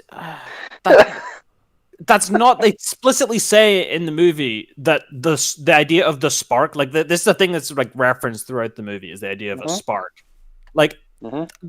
They build it up almost as if the idea of a spark is your purpose for living. It's and so he interprets that as, for him, he assumes, oh well, it's music. I love music. Music is my spark, and that's obvious. So when they're trying to get 22 her spark, that's what they're thinking. They're thinking along those lines, but it's not. It's literally just that you want to live. It's not something like that. It's not something just to be grateful of the little things that happen in your life. It's just the will to live and the want to live and to appreciate everything in life. It's just the will to live, essentially. So this idea that and his spark is teaching. No, that's not. No, that's not what it says. That's not what the movie is saying. Also, she's got the movie so wrongly. Can I just say something? The pause screen of those kids looking for the instrument. Those are some of the ugliest looking kids I've ever seen in my life. Oh no, the art style is kind of weird. I agree. Their heads look so like fucking egg shaped. I was gonna say potato like, but yeah. But I feel like their cheeks are so like wide. What is it? Is it Columbine? Is that what it's called? Was that what the school's called? I cannot remember. Columbine? The Columbine shooter? What are you talking about? Oh, Columbine shooting. Yeah, I think. If that happened, we wouldn't be losing much, would we? With these kids. Good God, look at them. Thanks, Hawk. It's good to know. If only this place was like Columbine. Yeah, I've got to try and entertain some people because this review is just fucking stupid. Okay, so obviously her philosophy has overloaded her sense of plot of the movie, and she's focusing on the fact that he was a teacher for some reason. Yeah, you know what? A lot of teachers really don't enjoy being teachers. Some do, yeah, but it's yeah, I mean, some do, but a lot really don't. I have quite a few friends who are teachers, and they're loving it in the UK because they're all off at the moment in time. They're praising COVID for giving them a long holiday away from the teachers complaining about not having long holidays. Oh, we need longer holidays. Yeah, I fucking hate. You'd be surprised. Yeah, no, you'd be surprised how many of them are like, oh, thank God. It's like, oh, thank God for COVID. I've had 6 months off away from those snotty-nosed brats. Teachers are the French of professions. And Dollface hates the French. But, teachers yeah, this sounds like she's... Apparently. You humans. So obviously this sounds from it like she's watched the movie once and just sort of, I don't know. Just her first viewing, apparently. Yeah. All right. Let's try and keep going because I'm kind of lost now, but okay. Yeah. When he plays and having his former students tell him, look, honestly, your class was the only reason I went to school at all. Like, I owe you a lot. But in the end, we don't know whether Joe gets it or not. He had the opportunity to teach full-time and play for his idol at night, but decided to give them both up. Hopefully, now he'll appreciate his life. No. Drop a yes or no in the comments for whether you picked up on any of these issues. What is this? What does that say? Solon misogynoir. What? Is that black? Is that black and white misogyny? No. It's hatred of black women. What? Is it? Yes. It's a critical race theory term. Are you being serious here? Okay, wait. Is that toxic masculinity and colonialism bad? No. It's specific. It's just hatred of black women. It's just specifically anti-black women. This lady is anti-women. She is. Oh my! Hatred of black women. Oh, you mean hate? Hey, bears. There's another word for you to use now. Punch Berserker, you can use this word now. Okay, we don't even have a square for that in the fucking bingo. Well, no. There's toxic masculinity and there's feminist drivel. It's one of those. I just don't know which one. Feminist drivel. Feminist drivel. Yeah. And also nothing of value. Misogynoir. I'm now just imagining Humphrey Bogart bitch slapping black women now. That's it. Oh, you can continue. All right. Building on Professor Kimberly Crenshaw's concept of intersectionality, critical race scholar Dr. Moya Bailey coined the term misogynoir to describe the hatred, dislike, distrust, and prejudice directed toward black women. Okay, first off, I'd like to say one thing. I love black women. They're tall, they're gorgeous, they're curvy as all hell, and they will out-talk you in public just by breathing. Yep. So they are amazing creatures. Yeah. I'm so Nobody glad disagrees. that our education system is going towards creating such useful members of society. Why? See, this is why I don't get why people call me a bad person. I hate all types of women. I don't pick and choose. There you go. So,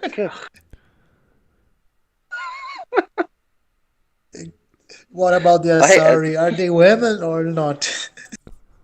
well, Like this is they're not really real. So they're women then, yeah.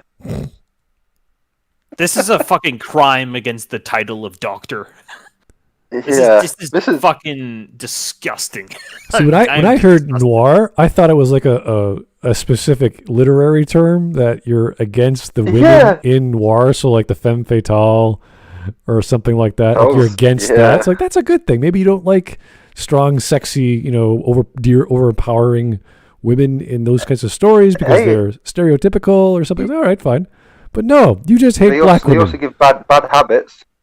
We also give femme fatales have bad habits like smoking. They're the seductress. They are the evil influence usually. So it's like, okay, maybe you should stay away from it. That's fine. That's perfectly fine. But smoking on screen, disgraceful. Oh, you're lung phobic? Is that what it is? You're cancer phobic? Well, no, because they've been talking about removing, especially in the UK, removing like cigarettes and smoke from film.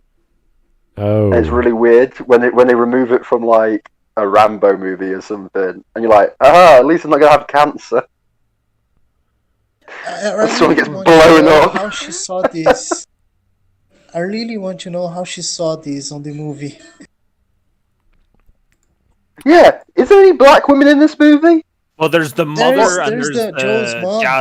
the jazz musician. Yeah. All right, so jazz musician and Joe's okay, mom. So is there any hatred, dislike, distrust? Well, they're mean to him. Oh God! I swear to God, if it's going to boil down to they didn't hire a black woman to voice the other character. No. I don't think that. I don't think that's the problem. But I think it's literally just well, there were black women in it, and they weren't nice to the main character. And this is literally the movie saying that black women suck. That's the only reading you can take from it. That's what it means. The guy has a problem with his mum, and he's black. So I'd assume that his mum was black as well. Yes. So you can't. No, whatever. Whatever. This person's a lawyer, and there's also a doctor. So they've got me beat on intelligence somehow. We can go on if there is no super chats to read. Yeah, let's go. There we go. The women in Soul are portrayed as mean and emasculating. The leading women in the film are his mother. Was right. Oh, jeez. Wait, mean and emasculating. Why do we care about being emasculating now? What's wrong with being emasculated? Are you pro toxic masculinity? Yeah. Tut. So this can be so easily turned around and saying like, yeah, but if these are the main characters, you call them strong, independent women. Okay. But because you're lying. You're a liar. Yeah, you are a lawyer. Yeah, I believe you're a lawyer. You're a liar. Yeah. By Todd, aka Claire Huxtable, aka America's Black Mom, and Dorothea Williams, voiced by the legendary actress and fellow Yale grad Angela Bassett. Within seconds of being introduced to Joe's mom, she reads him for filth, letting us know that he's a middle-aged man who never had a full-time job. According to his mom, Joe's dad was also a failed musician who couldn't support his family financially, forcing her to be the breadwinner with her tailoring shop. Joe credits his dad with introducing him to his life's passion, yet his mom completely dumps on his legacy. It's Tina Fey's intervention that prompts Joe to stand up to his mother after she channels Rita's mom and sister act too. Singing does not put food on the table. Singing does not pay the bills. Singing is no guarantee to a future, even if you have got talent. You know I can Where's the lie, though? Died still trying to make There's no lie in this. There's literally no lie. What's wrong with that? Okay, let's say this is actually a falsehood. Let's say like everything she's saying is false, and she's seen as the evil, I don't know, evil lover, evil family member, whatever. That is called conflict. You need that in a story. It doesn't matter who represents it. Doesn't matter what color their skin are. You need that. If there was like, hey, follow your dream. I'm behind you 100%. That's worthless to a story. I don't need that in a story. No one does. Yeah. Now, if you Also, could argue the fact that drama. you need like the fairy godmother type or the supporting mother or the supporting wife saying, follow your dream. I'm whatever you do, I'll help you. It sounds like she just wants a slice of life story about black people. That genuinely sounds like what she wants. I'm not even trying to be funny. I'm not sure. Oh, fine then. I feel like even a slice of life would have more conflict. Because she thinks that conflict is racist, right? She thinks that doing anything that has consequential conflict is racist. She just wants a slice of life story about black people. This attitude is why we get Mary Sue characters. Is because they want to make a diverse character, and then they go, well, we can't have them have any negative. She has the same exact evil smile as last time. Yeah, I know. It's the same exact head tilt and everything. If you want, there's also family conflict. Okay, right. He's a middle-aged man, so he's going to be what, in his 40s? We'll just say. I assume, because that's what middle-aged is. I fucking hope so, because I'm 26 and I don't get closer to it. I don't know what age it is actually. And supposedly he's never had a proper job in his life. Okay, that's valid criticism, because you should have had a proper job at least at some point in your life. The school gave him an opportunity to be the music teacher. But he wants to be the in the band, the pianist on the band. In a band, right? Okay, but yeah. So his mum's got valid criticisms, right? And obviously she's taken that from her life experience with his dad having been the main breadwinner, which is perfectly fine. Okay, you know, people think like that naturally. What's wrong? That's a really tame argument. He's 46 apparently. He's 46. Apparently he's 46. Yeah. Okay. But yeah, this is like a really tame family conflict. She just doesn't want her son to go down the same route as his dad, as in like. Also, like, if we're gonna compare this to other Disney movies, like, we don't have any other Disney movies with white like parents being unsupportive of the dreams of, like, for example, a good example is like Triton in the Little Mermaid, right? I mean, he's still like a mermaid or whatever, but he is white, so, and he's not like supportive of what she wants to do. So there you go. There's one example. And does the fucking chicken dad in fucking Chicken Little count as white? It counts. They're implicitly white. Yeah, it just seems such a small argument, to be honest, that I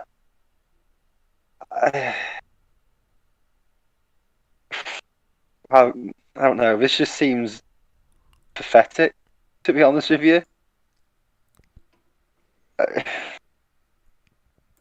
Wow. Yeah. Talk amongst yourself, guys, because I'm just lost completely. Well, let's just keep going. This point is very weak, so let's not dwell on it too much. Yeah. Of the film that Joe is only now being offered a full-time position as a middle school band teacher, despite having taught at the school long enough to have grown students. The film hints at the structure. That happens a lot in teaching. What are you talking about? Yeah, that happens. He got money from, but it's not the full job. It's just a temporary job. Yeah, but that happens. Yeah, but temp jobs all the time can last for ages at schools. I know all kinds of people, especially in Ontario, where it's very competitive, where people are put on a waiting list just to be a sub, not to get a part-time job, but just to be a sub. It takes a while. Half of the teachers I was supposed to have in school were pregnant, like 90% of the time. Oh, yeah. Yeah. Well, for me, it was half the students that were pregnant. Oh. Well, you know, legally speaking, that's a joke. Mm-hmm. Not last year. Illegally speaking.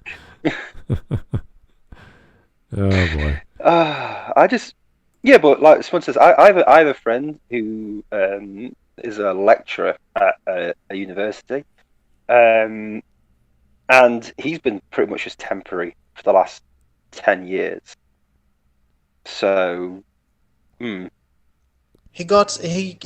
receives a good chunk, doesn't he? Yeah, he gets paid quite well. And all he does is, I think he only does like 2 to 3 days a week. Yeah, it's very difficult to get tenure. Yeah, and it's just one of those things where it's just a bit like, yeah, this happens. Sorry that you're a lawyer, you don't understand how schools work. But it's also like, how is this a commentary on black men specifically? There are plenty of characters that are basically losers. Can I just say something? Look, he's so good that the school is giving him the opportunity to be the teacher on the school. Yeah, the full-on teacher, yeah.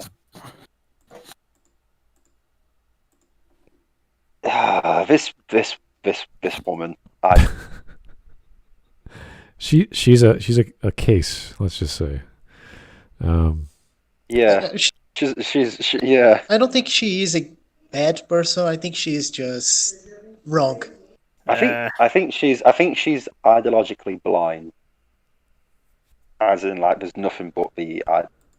Well, her points at the past minute have not been very good. They've been sort of like, oh, and the women say this, and he's finally getting a job. It's like, wait, these are bad things? How? Conflict, desire? Why are these bad in a story? Tell me why.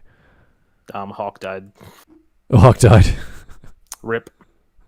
Okay, let's keep he's back. Wow. Plot hole. Teachers who teach children of color face, such as inadequate pay, health insurance, pension, and other benefits, shut up. as well as funding Shut up. No, shut up. Go away. Okay, so we just jumped into adequate pay and benefits and all this other bullshit, which has nothing to do with the story. Also, gonna go out a limit here and say probably not true. Probably just false. Probably just straight up. Can I also say not true in the UK. We have a thing called the Equality Act, and everyone gets paid equally here, whatever colour, creed, fucking sex, or whatever you want to be. So tough shit. And I'm pretty sure in America and Canada they have the same thing. I don't know about Brazil. Here in Brazil too. I just thought you just got shot up in favelas or something. I don't know much about Brazil. No, that's in the Rio de Janeiro, not in São Paulo. Right, okay.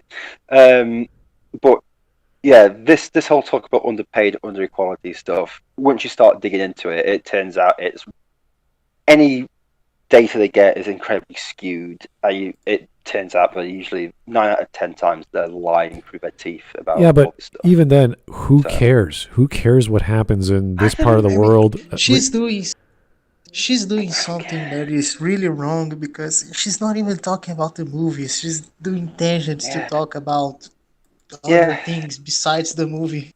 Here's a bunch of titles from blogs I copied and pasted for 1 second, and I will just flash them on the screen for no reason. It's like, that's not an argument. Yeah, no. Anyway. Failure to maintain a time job is cast as a personal failing, with his mom clowning him by retorting, "Too bad you can't rescue your career." Why she gotta be like that? Anyway. Gee, I don't know. She doesn't agree with him. Conflict. Hold on. Can I just say something? She just complained about a black woman being sassy by being sassy. Inception. Congratulations. You played yourself. Why does a character rigged from the start? Why does a character in a story have to be in conflict with the main character? Gee, I don't know. It's a story. Doesn't matter if it's a woman or a man or this or that. I'm like, I might be talking from my own experience, but my mum has used snarky retorts like that to me. Okay, fine. Yeah, this seems like a fairly realistic, down-to-earth reaction you would expect from a parent. I think all mothers do that something. Yeah, sometime.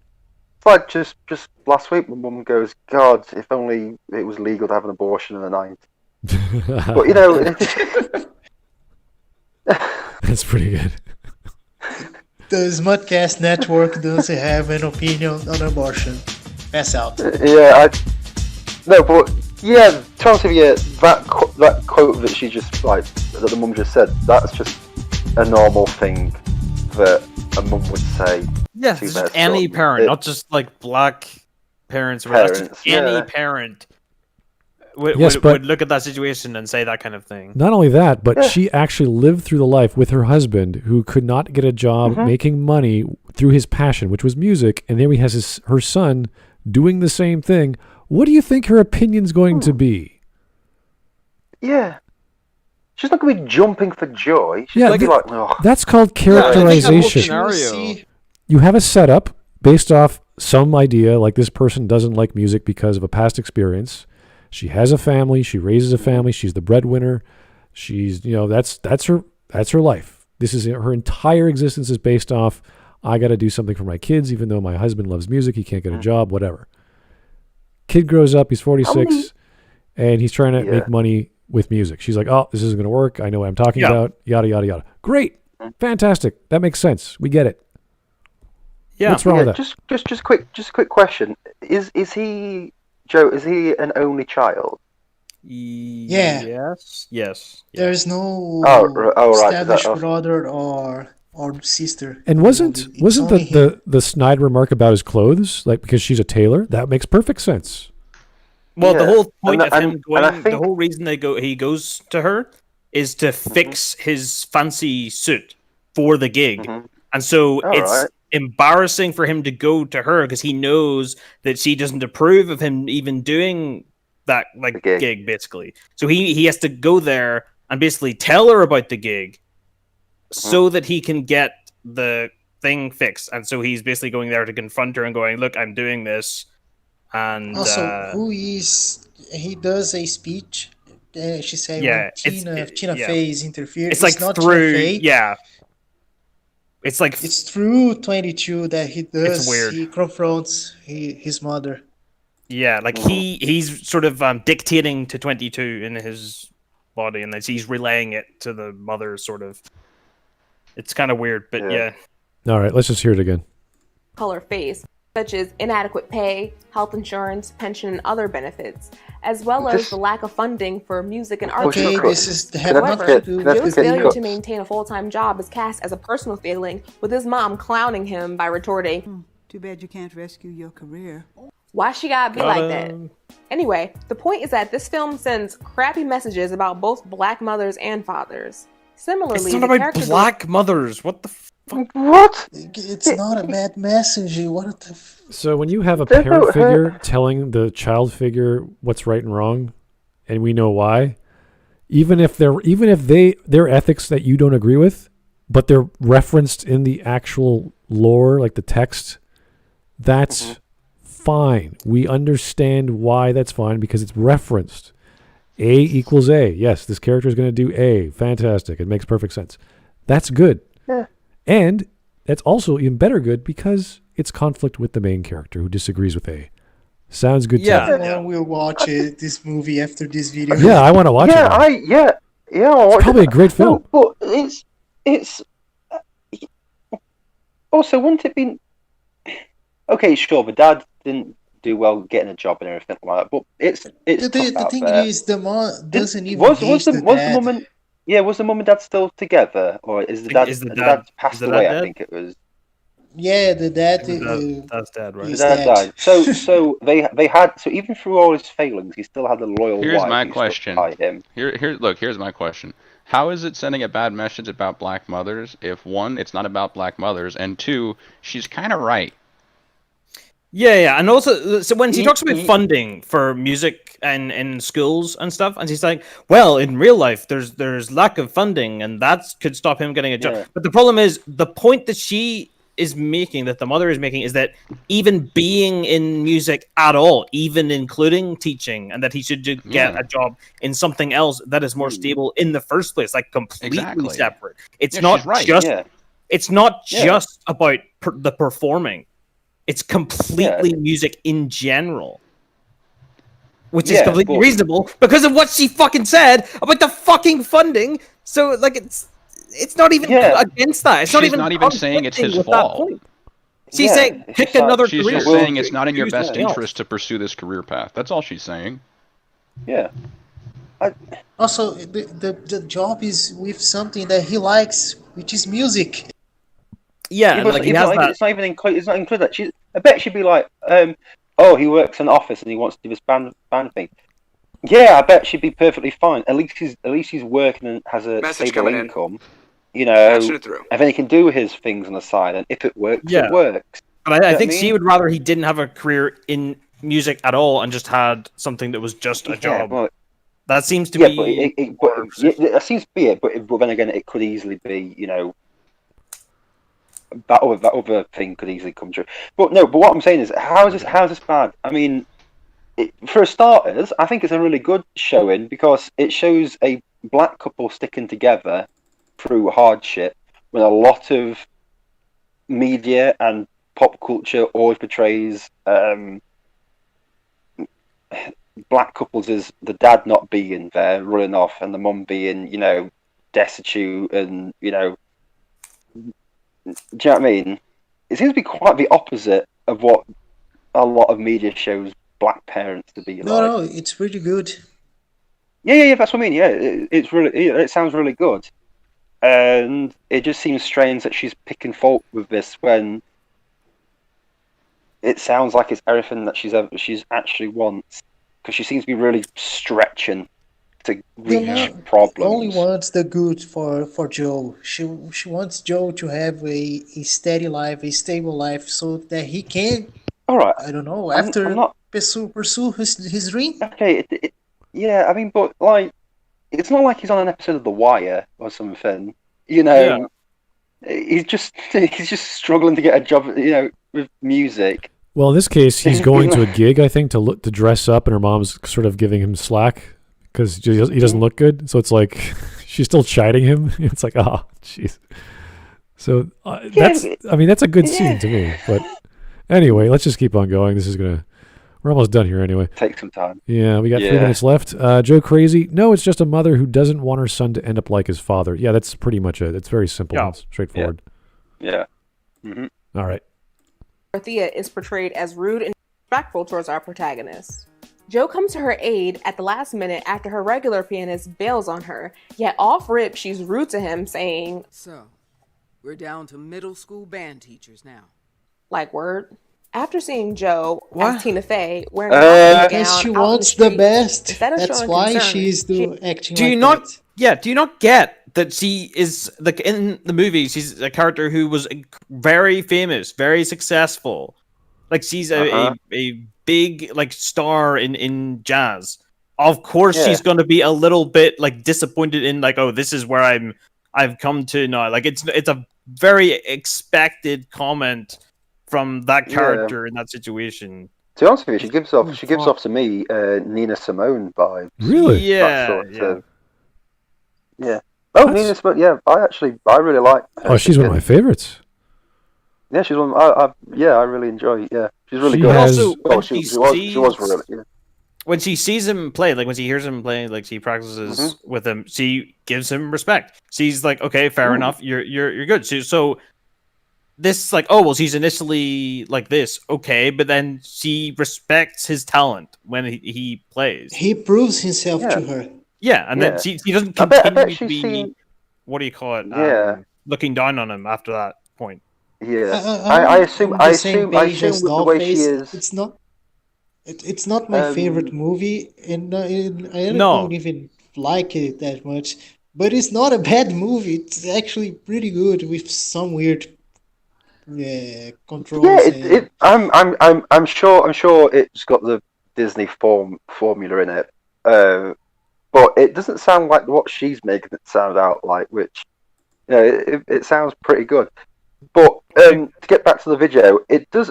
Maybe she's dealt with middle school teachers, wannabe, you know, band members with stuff, and she's a bit like, again, you know what I mean? Is that a Kraverknuckle fan in the chat? Excuse me. I will see this. LMAO, are these the guys that made a 4-hour video about a Call of Duty video essay? Yeah, we did. I think it came from like Kraverknuckle's tweet. Cool story, bro. Needs more dinosaurs. Anyway, so it just sounds like it just sounds like a natural response to someone who's famous having to deal with, like I say, she wants the best, and maybe she's dealt with people like Joe who were like Joe but not as good as Joe before. Even then, whatever the reason is, like obviously this is a professional. I think of Gordon Ramsay coming into a kitchen and going, "Oh my God, what the hell?" Same idea. Either way, this is part of the conflict of the story. This is a good thing. This is not a bad thing. It doesn't matter if she's black or white or whatever. This is what you need in your stories. You need characters who go, "Oh, this is what you want. This is your dream. All right, here we go." And she's the professional looking down on the amateur and going, "Okay, here's your shot, buddy." Yeah. And especially in a movie where there's nothing to compare to, like there's pretty much the main characters are, there's what do you call it, Dorothea, the mother, Joe himself, and then 22, and that's basically it. Like it's not like there's a white mother in the story that is portrayed more positively or something. Like there's no reference of comparison within the movie to say, oh well, black mothers are like this, but white mothers are like this. So there's no reference point to say, oh, they're saying this about black women. There's it's just not there. It's not in the movie. Okay. It just seems to me very nitpicky. Him know that he's fired. Despite all this, Joe is so thirsty that he literally to perform with her. As a black woman and a black mother of a black son, I'm so over folks throwing dirt on our name by making their disdain for the protagonist. What are you on about, bro? Shut the fuck up! Shut the actual fuck up! Joe, who gets the most fucking shit thrown at them? Fathers. Fathers get the most shit thrown at them, especially single fathers. I'm baffled. So shut the fuck up! Shut. What? Also, the guy is not even a kid. He's 46 years old. He's an adult! He's a 46-year-old adult! I'm just... Dude, this review is pretty bad. It's bad. It's beyond bad. You better not ever tell her son to pursue a sensible career over a more artistic thing. If she ever does that... Hawk, if you don't say to your son, to me, Hawk, to live with his life, I will be disappointed. Okay, so when she was referring to him being thirsty, is that thirsty to play jazz? Because that's kind of the point of the movie. He wants to... Okay, so not thirsty for her. Jazz. Yeah. All right. So why did she turn it into a talk about women?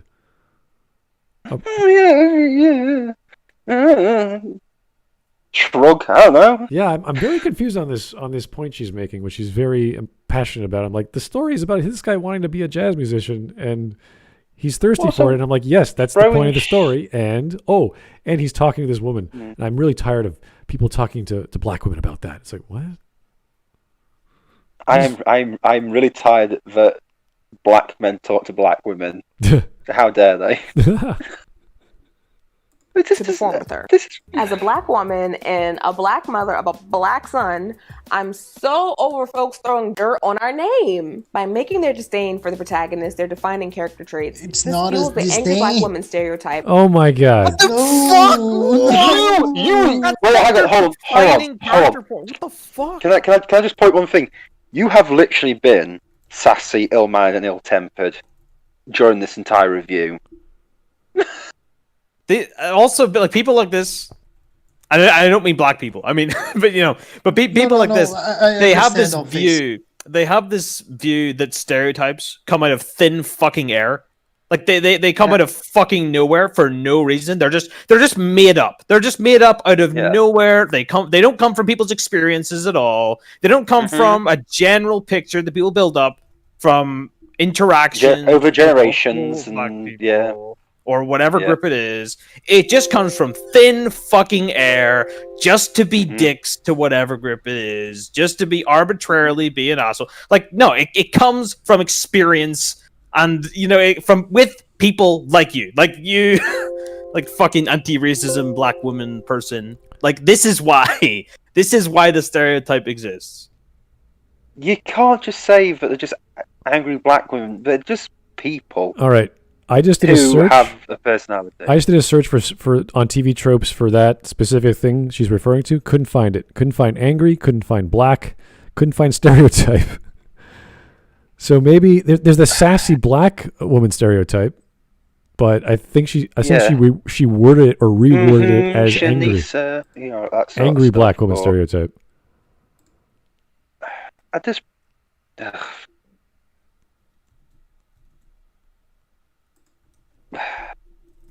Is the video playing? No, I'm just making sure I got the trope right, because let me just bring it up on screen. Yeah, angry black woman stereotype. I've not actually heard that. I've heard of the sassy. Yeah, she's defined by her vivaciousness, humor, and joie de vivre, and can make a good counterpoint to the more grim or snarky members of the cast. In complete contrast to her other variation, is not only a pleasure to be around, but is also the go-to girl for advice and help. She is a good thing in a story. She is helping people. It doesn't matter if she's sassy. She's a good element in the story, not a contrarian or an opposition. So no, this stereotype she's referring to, as far as I can find it, does not exist. Is there like an opposite link, as in like, please see so and so for opposite? That's usually on TV tropes. Well, it's possible there's a trope I don't know, but I just looked through the TV tropes for the movie. This specific comparative one, there could be another one I'm missing, but usually these are pretty obvious because you can't miss things like this. Yeah. Arguably the distaff counterpart to the scary black man, spicy Latina. No, I don't see it. And I searched this trope as well in the film animation section. Soul is not there. So no, this is not a element in the story. I'm sorry, Miss. Well, I don't want to use her real name because I don't know it, but the characters aren't even that angry. No, they're not like aggressive to Joe at all. They're just kind of, I guess, dismissive. I guess they're not even that sassy either. Like they're just like. I don't know, if you're using a children's animation, you actually want to use stereotypes because it's easier to present an idea to them that they can grasp and say, "Oh, I've seen people behave like that. I know what's going on," and you get to understand. Just like you said on the white savior trope video, tropes are inherently not bad, neither good. It's how you write them.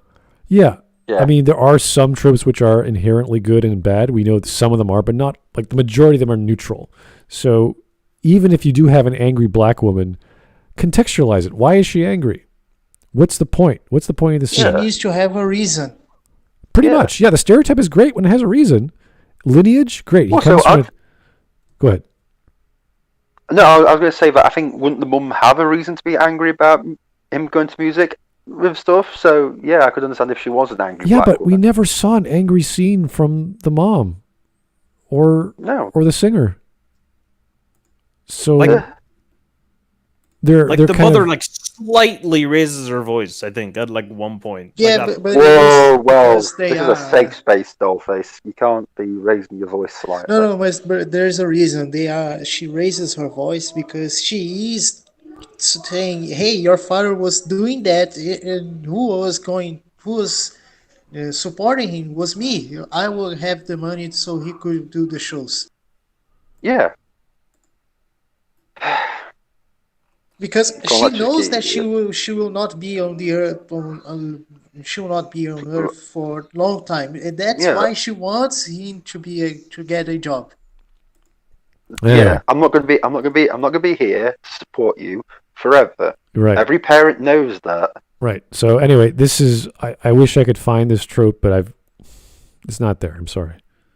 Apparently, Lashana from Total Drama Island, or Total Drama series. Is an example. Lashana. Is she? Let me see. Yeah. I never watched it, so sorry, I don't know what to say. Anyway, let's just keep on going. Yeah. Which is weapons against black women. Despite literally being named Soul and being about a black jazz musician and music teacher, this film is missing its soul as it either plays issues of race and racism for laughs or sidesteps them altogether. Okay, so which are the examples? And list them. So the movies for kids and family. It's to show the appreciation for life itself. We're about to see a fucking nuclear level hot take here. Yeah, I'm just leaning back. Just gonna accept this. Prepare the bunkers. We are going to have an exterminatus. Sit in your seats, gentlemen. Put your head between your legs and kiss your ass goodbye, because this hot take is gonna blow you away. All right, let's go. For example, the film pays lip service to racial discrimination when Joe acknowledges, "This would be hard even if I wasn't wearing a hospital gown." Instead of Tina Fey having to grapple with the discrimination she may face now that she's in the body of a black man, it's a throwaway line that'll likely go over many people's heads, especially their intended viewers. Kids. Another cringe. Wait a second. So he's trying to hail a cab, and he's saying, "This is going to be hard even if I wasn't in a hospital gown." Because he's in New York? Because it's hard to catch a cab in New York. It's so hard. Yeah. Black people, So they she just wants can't the catch plot cabs. of the movie to be about how black he is. Black people, they can't hail cabs. They just can't do it. No, they just won't stop. It's just impossible to get a cab. Frankly, why? Wait, No. so she actually thinks that he said that because of racism? Yes. Yes. Yes. Well, in reality, he probably said it because it's difficult to hail a cab. Especially in Manhattan. No, but it's because he's black. There are so many cabs in New York, so I don't know. That is reaching. Yeah. They are itching. They are itching for Well, that's clients. just your white privilege. This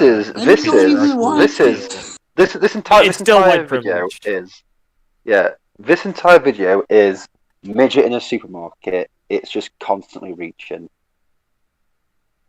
So, Another cringe-worthy racist moment was when the evil death fairy mistakes. Here we go. This is gonna be great. Oh my god. Or the racist moment was when the evil death fairy mistakes a random black guy for Joe. You know, because we all look alike.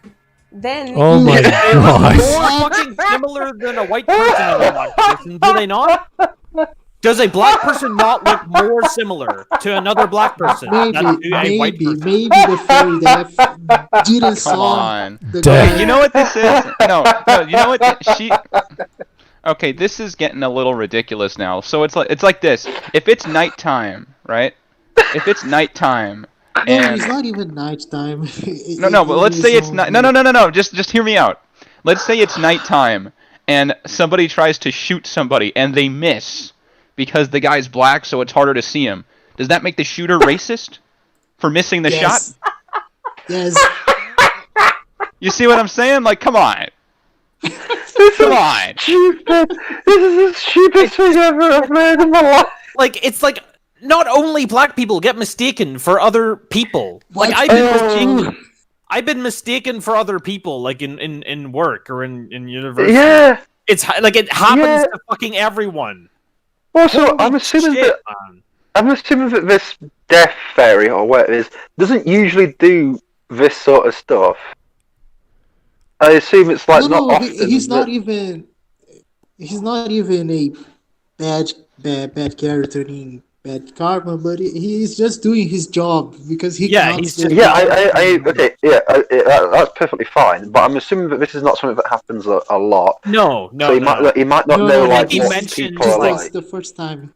Yeah, I think it's the first time in like literally all of time or something. Oh, okay. So I don't assume he's had much interactions with humans. Yeah. So like how is he supposed to know? humans in general just look alike to him. Yeah. Can't all be short and bearded like your people, Bodan. Which is like Dragon Age 2 reference. You humans. This is a you humans moment. Yeah. Oh boy, Joe Crazy, or maybe it's hard to get a cab because how darn crowded the busy the city is. No, in New York, no, it's not busy. Never. You're reaching, No, Joe. You're reaching. Joe, it's clearly racism. Stop trying to cover up. Yeah, the afterlife death theory is also racist too. I can't believe he stole that $5 from a black person just to make that super chat. I can't believe he did that. Your white hood is showing again, Joe. Maybe the death fairies just have a comedic moments where he confuses the body he's supposed to get back next. And he is the comedic guy. He is the guy to bring the comedy on the maybe this movie. Or he's just racist. That's also possible. That's also funny though. Yeah, works either way. He's racist. Imagine if he was racist and misogyn noir as well. Then it would be really funny. Yeah, that'd be top tier comedy. Boop, boop. Dab, dab, dab, dab, dab, dab. Dab, dibba-dab, home of the Dugsdale Dimmadab. Let's keep going. Out of this man's body into the sunken place and goes all crazy cop on the poor guy before realizing his mistake. The death fairy leaves the man visibly traumatized, telling him no harm, no foul, before appearing in a bag of potato chips. The joke! Him to lay off the That's the joke! That's the joke! The fact that the sequence is played for laughs shows just how thoughtless and insensitive the folks at Disney are towards black issues. It's not about blackness. They're literally what the hell is It's that? about blackness. What is this? They're literally comparing this to racial profiling. That is literally the argument. You gotta be fucking kidding me. What is this? How the fuck does a fucking racism literally ages black Americans faster? How the fuck? By what fucking metric? Like, how the fuck did you? What the fuck? No, no, I don't. Fuck off.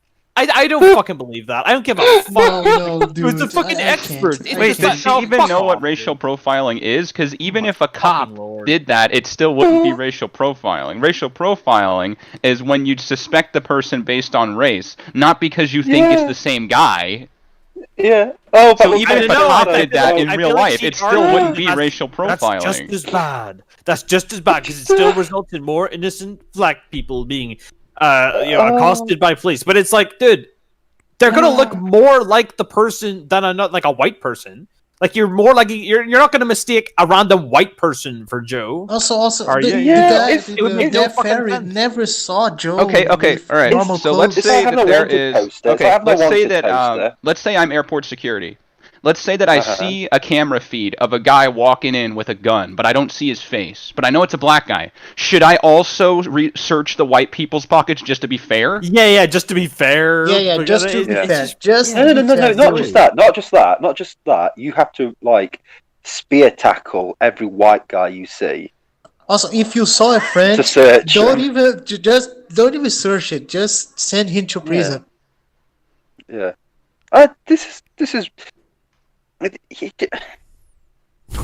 New research findings. Like, fuck off. I don't believe that for a fucking second. That is just. We can go nonsense. on. We can go on. Just finish this. Let's just finish. This is where she flashes like 20 blog post titles and just within a second. Yeah, I swear to God, she does it. Yeah, it's just gonna be. We gotta watch it, dude. I don't know how she lost all the point of the movie. She Trauma, profiling, she's police brutality.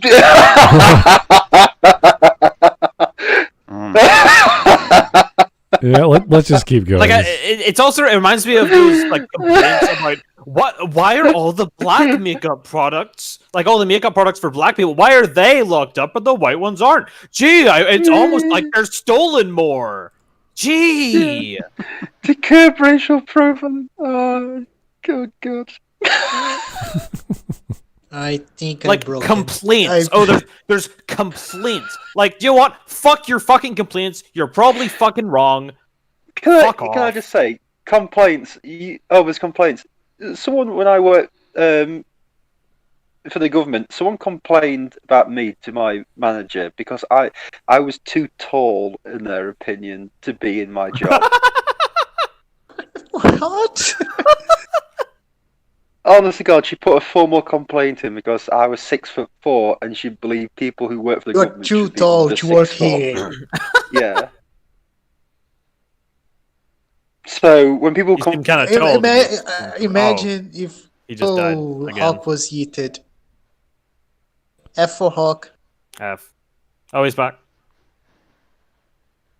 Why do I keep getting kicked out? It's because the big A doesn't want you to talk. Is it because I'm too tall? Yes. It's because you're too tall for this Discord. Oh, thank God! I thought it was my racism and misogyny. No, you're too tall to be on this Smudcast. Yes. Yeah. Oh, dear. Always the last 2 minutes of these videos drive us nuts, but okay.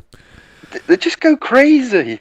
It's like they hold out, and then the last 2 minutes they go, fuck it, and then just throw everything out the window. Yeah. All right. Let's try to keep going. Habits due to systemic racism, such as food deserts. Wait, what? Food?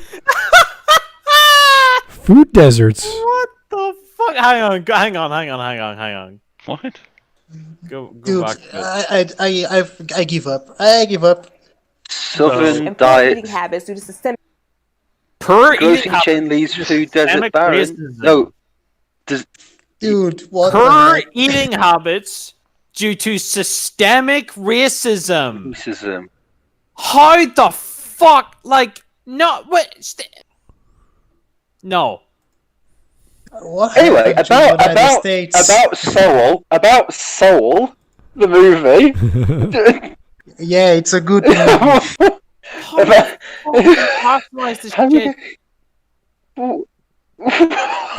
Now I want to rewind and read those other titles. These are crazy. The way Americans eat is becoming more divided. Racism. Millions Grocery of store food desert chains dwellers. avoid opening in Alabama food deserts. A new analysis shows there's still plenty of U.S. areas starving for supermarkets. Markets. Like, what does this have to do with fucking brown people? Nothing. There's nothing to do with the movie. What has this got to do with anything? Anything at all? What? Yeah, and also, yeah, I'm sure it's these food deserts. You know, the thing is as well. I mean, we had a lot last year. These fiery but mostly peaceful protests, right? And then businesses don't want to stand up their fucking supermarket in places that burn to the fucking ground. And also, then it's with systemic racism that we don't have more supermarkets here. It's not that they left because they kept getting burned down. Fucking looted and shit, you know. It's. But even before that, certain areas, businesses don't build in because they know that they'll get looted, vandalized, and robbed. And that's not even saying black areas. There's even areas in my hometown, which is a quaint English village, that people just will not build in. Yeah, there's also just population density. Like, it's just not. Yeah, there's not viable. People in there. I have a question. It's not viable. Yeah. Would you guys build a market on a desert village or in a sprawling city? Sprawling city. Well, yes. Well, there's a certain point. There's an optimum because the problem with building in a city is there's a lot of competition. Yeah, so that's the balance. The economics. Yeah. So there's probably some optimum level of population density that you want to aim for. Usually in smaller places, for some reason as well, they usually have quite high rents with stuff. Well, especially in English towns and cities, you'll find that especially in towns, rents are almost as equal as in the cities. So a lot of businesses go, well, why don't we just build in a city? We'll have more customers than building in a town. Do you know what I mean? So they'll go by what the economic. Yeah, I got it. I get it. Mm-hmm. It's not because they go, ugh, black people might come in. Let's not build here. It's economics. So Joe Crazy saying, imagine like Walmart going, oh, we could build there, but I'd rather see starving black people. So let's build in New York. If you're familiar with like the God of the, if you're familiar with like the God of the Gaps argument, this is basically like the racism of the gaps. This is, well, there's this thing that disproportionately affects black people. It must be racism, right? And it's just assuming that it's racism. It's just anytime there's a gap, oh well, it must be racism. Yeah. Let's keep going.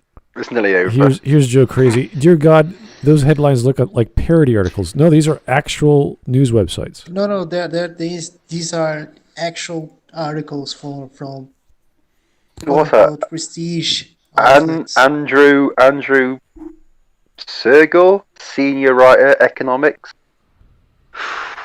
Whatever you do not look up the early life on Wikipedia of any of the journalists. Don't do it. Do not look up the early life section. Yeah. All right. We've got 50 seconds left. How much crazier is this? Let's hope it's a Skillshare or something. I'm kind of bracing myself now. Just can you tell how much I like this movie? Yeah, you've got part 5 conclusion. You hate this movie serves me Coco meets Get Out with a little bit of Sister Act 2 sprinkled in, which were all better movies. Overall, I give it a 2.5 Power to the People fists out of 5, and that's mainly because wow! What the heck? 2.5? 2.5 Power to the People fists. I'm cringing so much. It's like that one scene in fucking Futurama where he's like, "Quick, everybody, out of the universe!" and he just like, yes, you know, yep. It's like that. I just, if you want to see this movie, a good movie review to this movie, go to Odin Movies blog. He did a good movie review. Just watch the movie. Or just watch the movie. Just watch the movie because. Message coming in. So it's out of 5. So she gave it half marks. So that's. She gave it a 2.5 out of 5. That's amazing, considering how much she hates it. Yeah, considering what she said about it, 2.5 is not bad. That's a 5 out of 10. Yeah, so here's what in the flying flip is a food desert? It's a place in any sort of civilization or society or any sort of city where you have access to food, but the food is not nutritious, which is a very strange thing. So you have a certain group of food that's not providing you with enough nutrition, like macronutrients or a micronutrient, which is strange because why else would you have food if they weren't micronutrients? But anyway, yeah, you have a lot of. I thought it was basically like areas where there's there aren't very many supermarkets and stuff. Like, well, you've got a lot of fast food. Right. That's the impression is that there is a supermarket, but there's not enough healthy food in there. I don't know. You would imagine a metropolis would have multiple access to food, whether it's a supermarket or not. Oh, yeah. Like a greengrocer's or just a corner shop. Yeah, so the opposite of a food desert is a food oasis. Yeah, right? I find that weird though. Also, because not every city have access to a farmer's market, so they can buy fresh food. Right, a lot of either coastal villages or rustic towns in Italy, especially, it's mostly local produce anyway. So you'll have a lot of local markets, farmers markets that are just always there. So fresh fish, fresh cheese. I don't know why I call my hometown a quaint village because it's a lot bigger than that. But we're famous for having a market. But people come from all over to like sell fresh products and stuff. So yeah, a food desert. Yeah. Sounds like there's more problems than just racism if you have a food desert. There's lots of. I think we can finish this video. Yeah, there's lots of possibilities for a scenario like this. I've never really researched this, but I was familiar when I was studying sociology. This was part of a conversation, because when you're talking about third world countries who don't have supply chains or proper infrastructure for growing crops, I think this term was tossed around, but it's very specific. It's like you have to actually like remember your studies. I barely recall what I learned in. Also, I'd assume that half of those countries probably do actually have a desert in them. I think what she's talking about is just within like the US, like area. But the thing is, what she's saying like is, there's no what's an upscale supermarket in the US. I guess the question is how this thing connects to Soul. Yeah, regardless, what the fuck has this got to do with Soul? Yeah. Well, that's. I mean, we've already established she. This is the third time she's done this, where she has random blog posts and just throws them on the screen. You're like, what are you doing? Yeah. Well, the reason she's talking about it because she thinks that Soul is making light of racism, and that there's all these issues, and it should be taking them seriously and talk about every single fucking one of them, and every single movie ever should only ever talk about how bad life is. How oppressed black people are. Yeah, black people are always oppressed. They're always totally oppressed. Don't you know that black people are always repressed? Black people, be oppressed all the time. You've got to be, because that's all that ever happens. These people sound like they enjoy that they want black people to be oppressed all the time. Even if they constantly go on about it. Yeah, even if they got all the teachers' benefits or all the, I don't know, cheap groceries they got, I'm sure they'd find something else. Oh, there's so much abundance. There's not enough. Because it's reached a point of religious faith, where even if they're getting more than white people, they're always gonna insist there's some kind of subconscious resentment emanating inside of white people, and there's no way to falsify that argument exactly. Because it's religious in nature. Yeah, here's one of the problems with the 21st century and everything. Are societies need to destroy religion, as in like any sort of things. We've sort of like got nothing to replace it, so now we're jumping onto whatever we can find, and like we were saying, racial politics is now a new religion, political ideology is a new religion, so these people are now following it like like a cult and stuff like that. Secular religion. Well, I think that's what Nietzsche was sort of lamenting when he says God is dead. It's like, okay, well. He kind of predicted that. What do we replace it with? Yeah. And I think this is the problem. It's like we're going.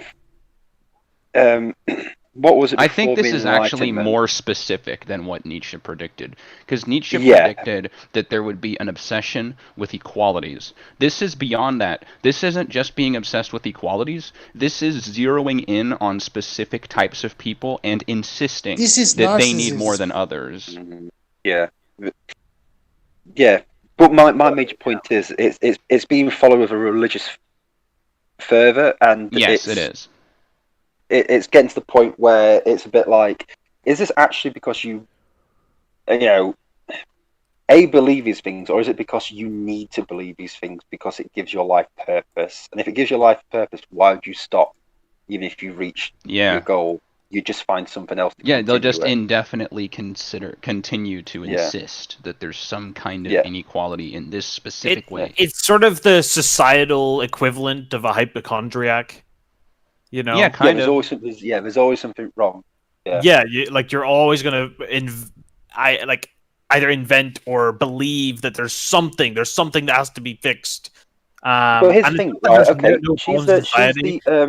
it's constantly looking for the next thing. Think about it. She's the Antiracism Academy, right?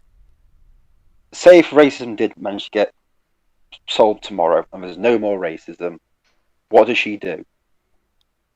Well, yes, she's never going to. She's got to find something else to do. Why would she ever want it to stop? Because I think there is a problem. She's got a paycheck. She's got a paycheck now for the rest of her life. Yeah. So there's a problem for anyone whose career is sort of founded on having a particular opinion, because you can't really have a debate, like a proper debate with that person, because their career is fundamentally linked to their views. So they are really not free. They will subscribe to it religiously way to actually change their opinion, because they've built their entire foundation of the their life is on their whole purpose to life is this now. And if once it's gone, their purpose is gone. They don't want their purpose to go. Because they could never admit that they're wrong about this, because they've made. Well, it's not even that. Even if it's not, it doesn't matter about being right or wrong. It's more the fact that this is their purpose now. So they want it to keep going and going and going because it makes them relevant. It gives their life meaning. And once it's gone, they think that their life has no meaning afterwards. And that's a very powerful thing. But it keeps people doing a lot of strange things. Because like for her, it's like, and people like her. It's her job. It's her circle of friends. It's her this is what I mean. identity, her meaning in life. Her meaning literally in life. Everything about about her life is fundamentally tied up. Her meaning of life. Her meaning of the life. But also, she's fucking nuts as well. Let's just put it that way. She's absolutely batshit insane. So, well, let's try and be nice here, but it's kind of hard. Oh, I'm being really nice to her. I can think of a lot worse things to say. Okay. than batshit insane. All right. Okay. Let's finish this one off. Fan of Felicia Rashad and Angela Bassett. For a free checklist on how to analyze kids' contents of racial bias, please click the link in the description box below. Nope. So please support yikes. Wow. She's going to teach us how to criticize children's shows. Are you joking, lady? These fucking thumbnails. Is this what she's selling? Wait. Speech about white privilege. Why has she got a picture of Martin Luther King? Is that her business model to sell us on how to critique children's shows or books? Racism in To Kill a Mockingbird. How the fuck are you gonna read that and go, here's how it's anti-black? Like, how the fuck? Yeah, Atticus Finch was a white supremacist. Yeah, sure he was. Thanks. Yeah. He was tacitly supporting white. I just want to know what. I want to know why there's like white privilege with a picture of Martin Luther King. Why? It's white privilege to breakdown of. I think it's one of his last speeches or something. Of course, you say his last speeches, but he didn't write any of his speeches because he's a fucking hack. Oh, calm down, Dollface. Calm down. It's true, but calm down. You can speak you of the French. Oh boy! All right, I think that was a new level of pain. We didn't even mention her. We didn't even mention her fucking yee ass haircut. I just because we don't need for all this crap.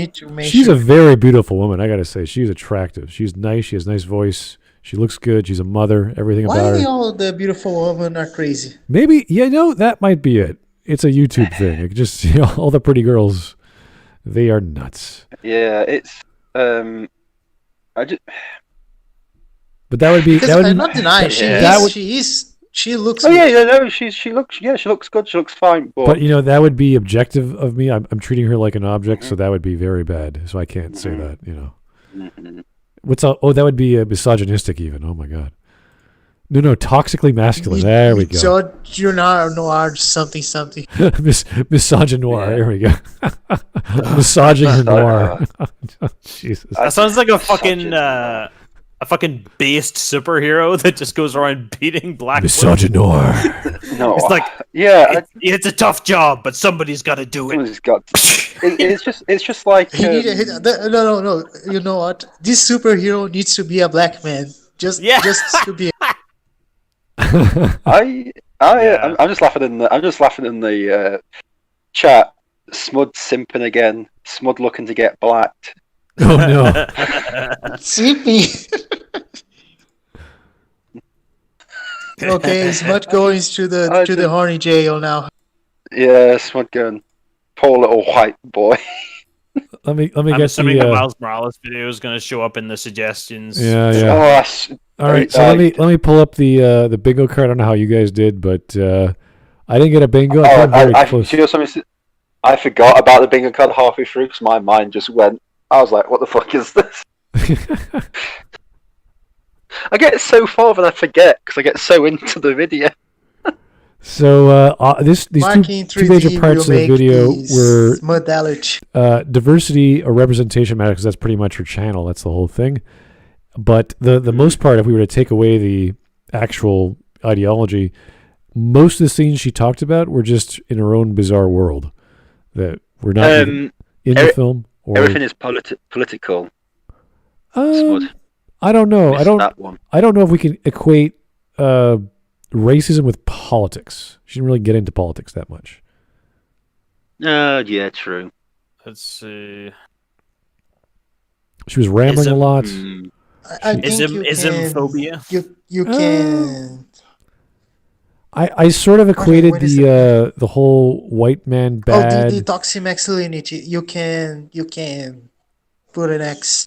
But I was thinking. No. I don't think she really talked about that. No, it was more or less feminist drivel when she was talking about. Misogynoir. Yeah, that was the feminist drivel nonsense. She started rambling on about that. I think that's more. Yeah, I think it's more feminist drivel.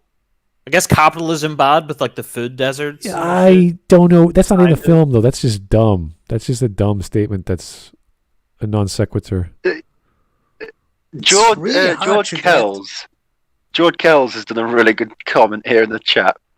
David Attenborough. The supermarket is a cautious beast. It will avoid environments that are too dense, seeking more viable pastures. Oh dear. Oh, that's a great. I want to take a screenshot of that. That's a great one. So she used the term problematic. I heard once when she was talking about the black women in this film, and obviously straight white men are bad because they are. Oh yeah, we are. We're fucking terrible. I'd hate me. So wow, what a wild adventure that was. And this was her most popular video. So all her other ones are around 1,000 views, less than 1,000 views. But she just started 3 months ago? Why would you? Why? Anyway, let's watch some other funner or more fun videos just to cleanse the palate. Can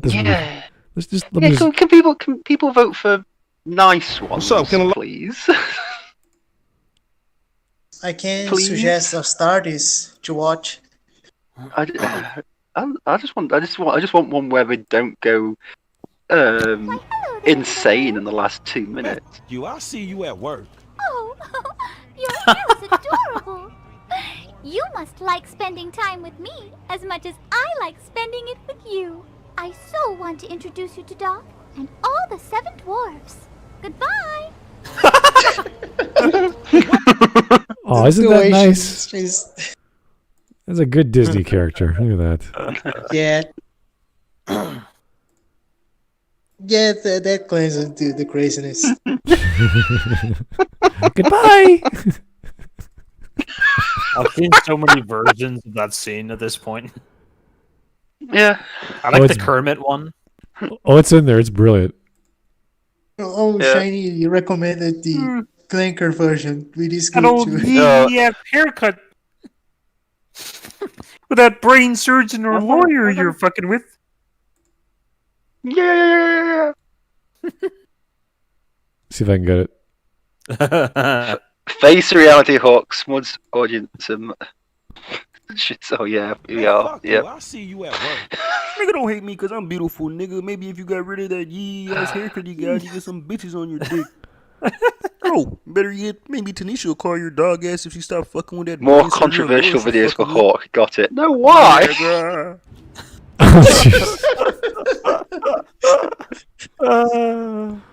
We can watch this another time. Instead of humbling herself, she was proud of her insufficiency. What is wrong with you? You can't even write and you think you have a style.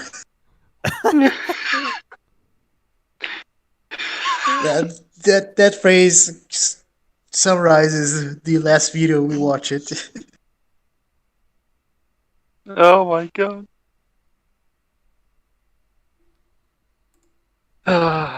Son, are you gonna let me come inside? Man, fuck you. I'll see you at work. Hey, don't hate me because I wasn't around. I joined the dark side, smacked some backsides, and choked a lot of galactic bitches with the Force. And you could be doing the same and get some use out of your little lightsaber, you bitch-ass Jedi. If you kissed your sister, say what? Fuck you. Don't hate me because I'm beautiful. Maybe if you got rid of that old yee-ass haircut, you'd get bitches on your dick. Oh. Okay, that's enough, I think. Whoa, demonetized. Okay, yeah, that was enough. Oh, jeez. Frogger with the hard R. All right, that was the first example. Whoa, what the hell? Sorry? What happened? Anyway, that was the first time we ever covered the Antiracism Academy. I don't think that's the best name for a channel. No. I don't know No. what prompted someone to have a philosophy like this, but they're free to do whatever they like. Obviously, YouTube doesn't mind, so good for them. I hope they do well and provide us with much more entertainment, hopefully in the near future, but not anytime. Yeah. This month, because really once a month is them enough. to do well. Yeah, maybe next month we'll cover. Who knows? But anyway, Wait, Siler, in the Smudcast discussion, let's make a patron for Hawk so he can buy his new SM leather suit. What? SM leather? What's that? Leather suit. Why? This is why I hate the French. No. Anyway, guys, thanks for tuning in. That was almost 3 hours worth of 10-minute video. Not bad. We did okay. A little longer than I thought, but lots of crazy stuff there. We weren't expecting all that craziness to come all at once at the last 2 minutes. So. I was expecting a Soul review, and I got nothing. Yeah. Sadly. Oh yeah, to be honest with you, I learned more about Soul, the movie, from Matthias and Dollface than I did this woman. So yeah, I know. It tends to happen that way. So anyway, keep the suggestions coming in the suggestions channel. Keep the voting going right beneath it. And we'll talk to you guys real soon. So have yourself a great evening.